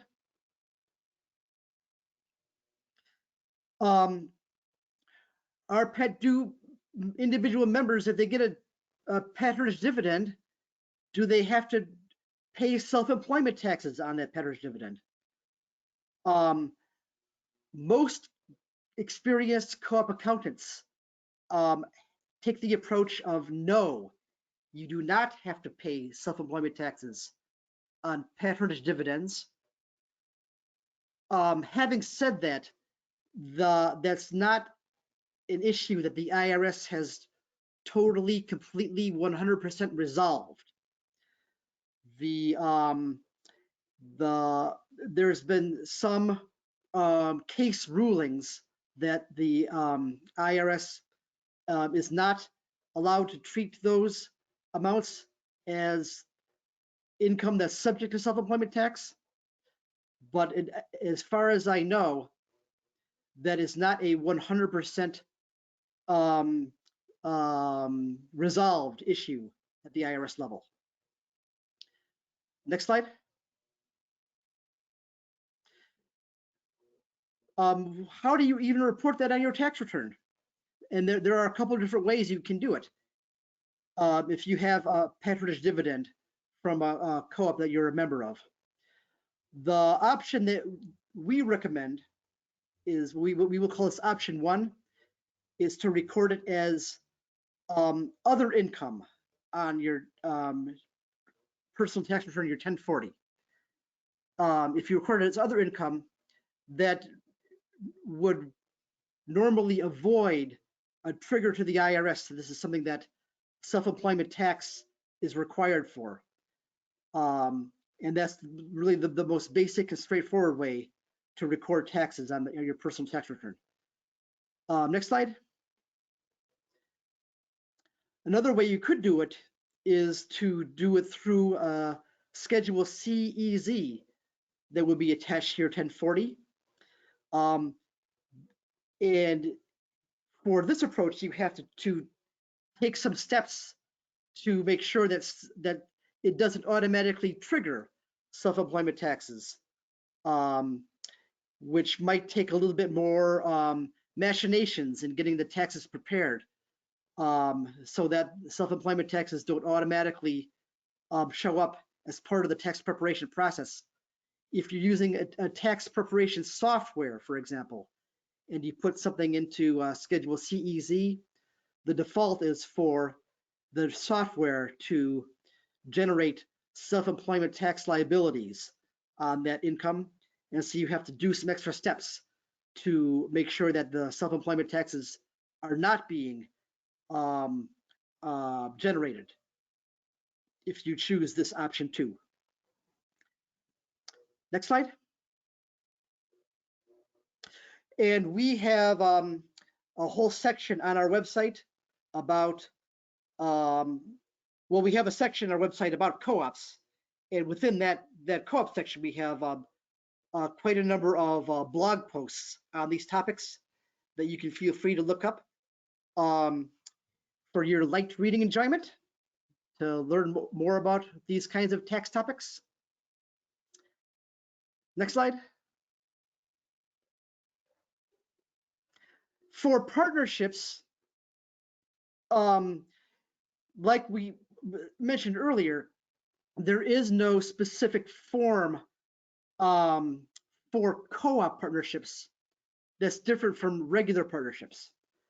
And so there is no special co-op tax treatment for partnerships. So partnership earnings for co-ops you're involved with are much more straightforward. There shouldn't be any special issues for the partnership that tax preparers are not aware of if they deal with partnerships on an ongoing basis. Next slide. The same is true for S corporations. There is no S corporation form that's separated and distinct for co-ops above and beyond an S corporation for our more normal business. So tax preparers that do S corporations in general should be familiar with S corporation earnings that you might get as a cooperative member. Next slide. Oh, I guess that's it. That's all I know. So I hope that that was some information that was at least a little bit engaging, and was information that you were able to follow along with, at least to some extent. I'm one of the strange people in the world that actually finds this stuff to be interesting. But I understand that not everyone in the world has the same mental approach that I do. And so this may have been somewhat of a drier topic, but I hope that you were able to kind of follow along and get at least a basic level of understanding of some of these concepts. And I'm happy to take questions about any of the information we went over. Well, Brian, thank you. I do have one question, and maybe I missed it in the presentation regarding retained patronage. Now, you said that the co-op could hold that money for extended period of time, but what I didn't hear is interest paid back to the individual for over the period of time that they hold that money? It is not. The co-op does not have to pay interest on that money it retains. If a co-op retains a portion, say it gives you a dividend and retains $100, and then 10 years later it pays out that $100 to you, the co-op does not pay any interest income on that $100. It can choose to pay you some extra money at that time because it thinks that it might be the right and fair thing to do to add some interest income.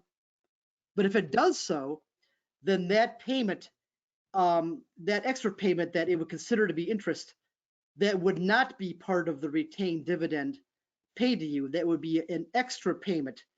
And that extra payment would have its own special set of tax consequences attached to that.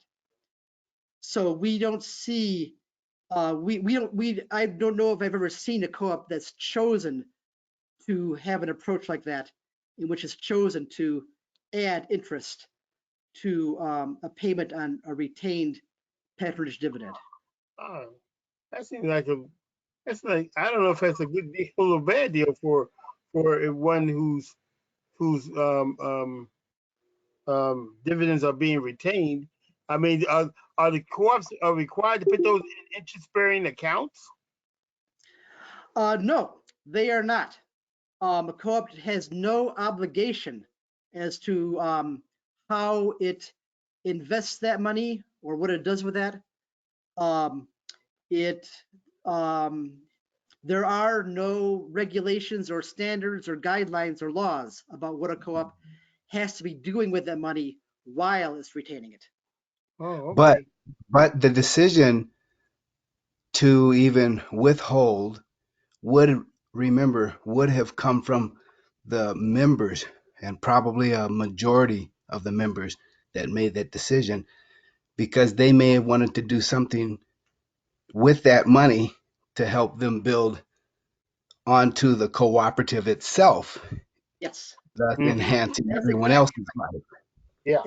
That's one of the wonderful benefits of being in a co-op as well, is that at the end of the year, if a co-op makes money, it is the members, the member owners, who decide how this is all handled. Yeah, and even if they decide to pay the interest. Yeah, it's all the members' decision. It's not some investor's decision.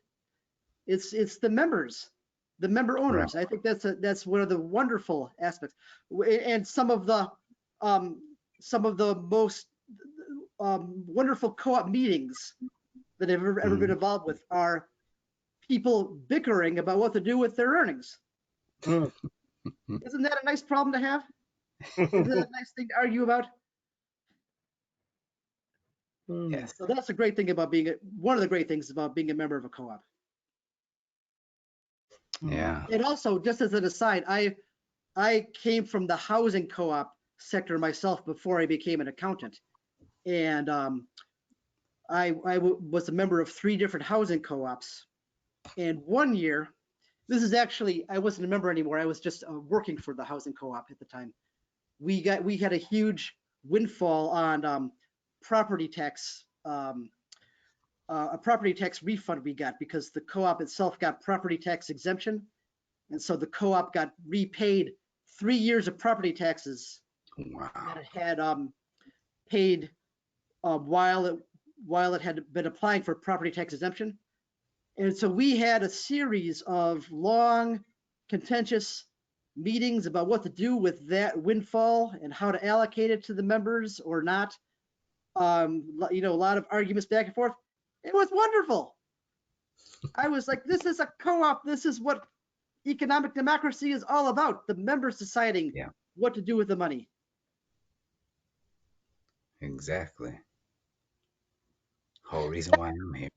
I'm sorry, Mr. Jeff. No, go ahead. Oh, so I'm surprised that that is not spelled out in the bylaws. What's to be done with, I'm not gonna say petty cash because it's not petty, but what's to be done with, money that is, earned by the co-op and everything. Shouldn't that be outlined in the beginning, or is it not always that cut and dry? That's a good question. I've never seen that in a co-op bylaw before, what to do with the retained patronage. I think that maybe one reason is because there is no like IRS requirement that be accounted for or invested in certain ways, that people don't find the need to have that spelled out ahead of time. But that is a good issue. That is interesting that I generally don't see that in governing documents of a co-op.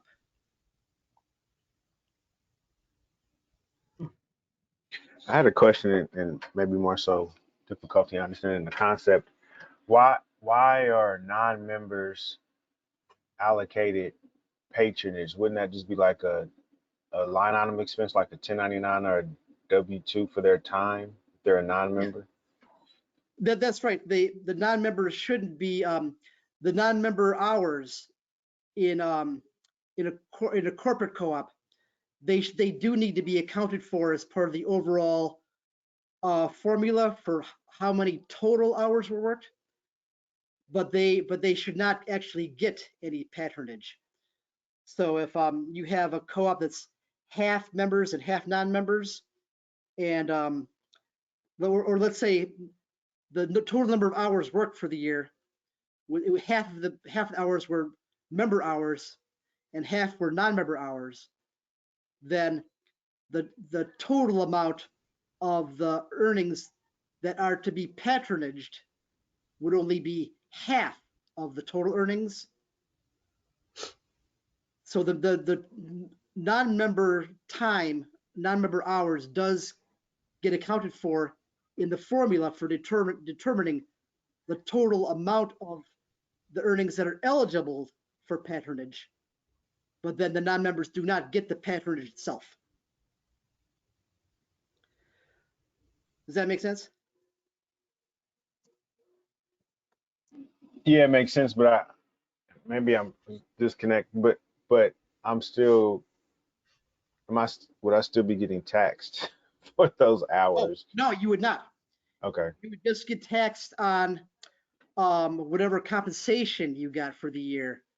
Like, if you're an employee, then you get obviously W-2. You get a W-2 form and then be taxed in your W-2 compensation.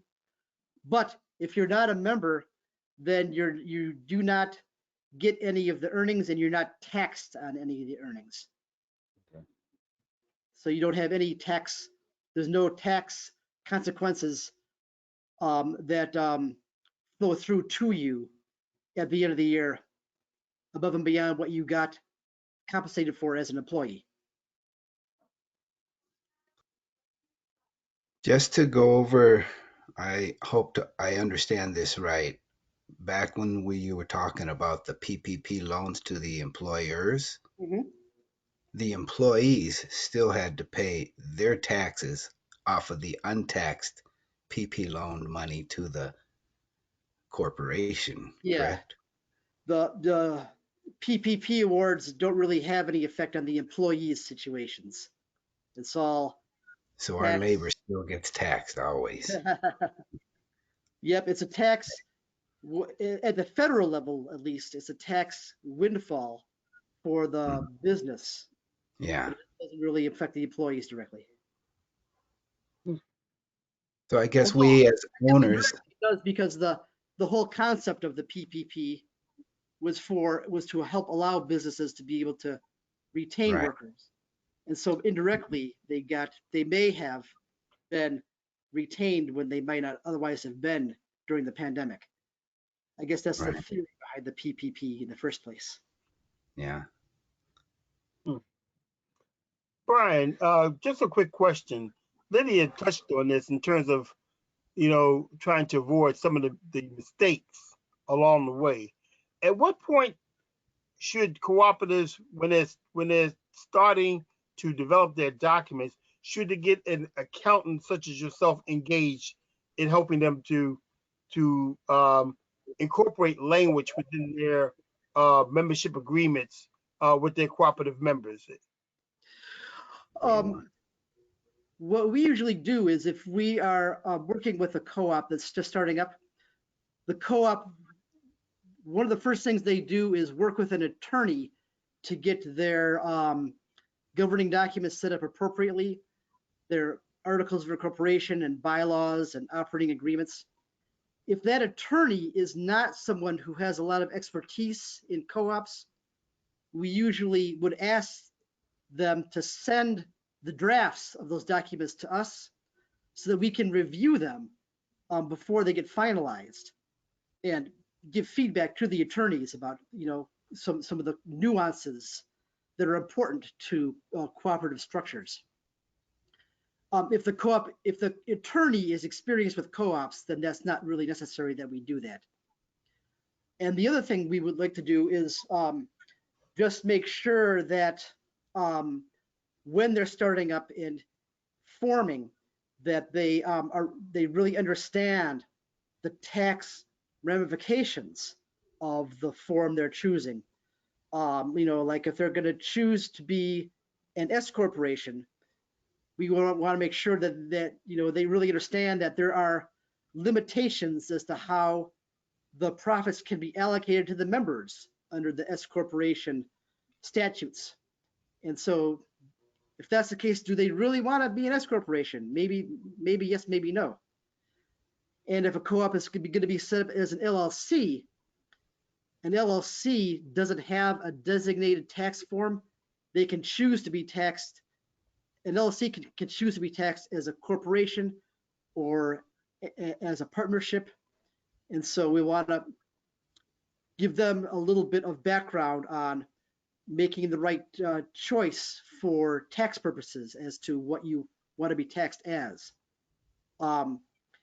You are allowed to change your tax status, especially going from a partnership to a corporation.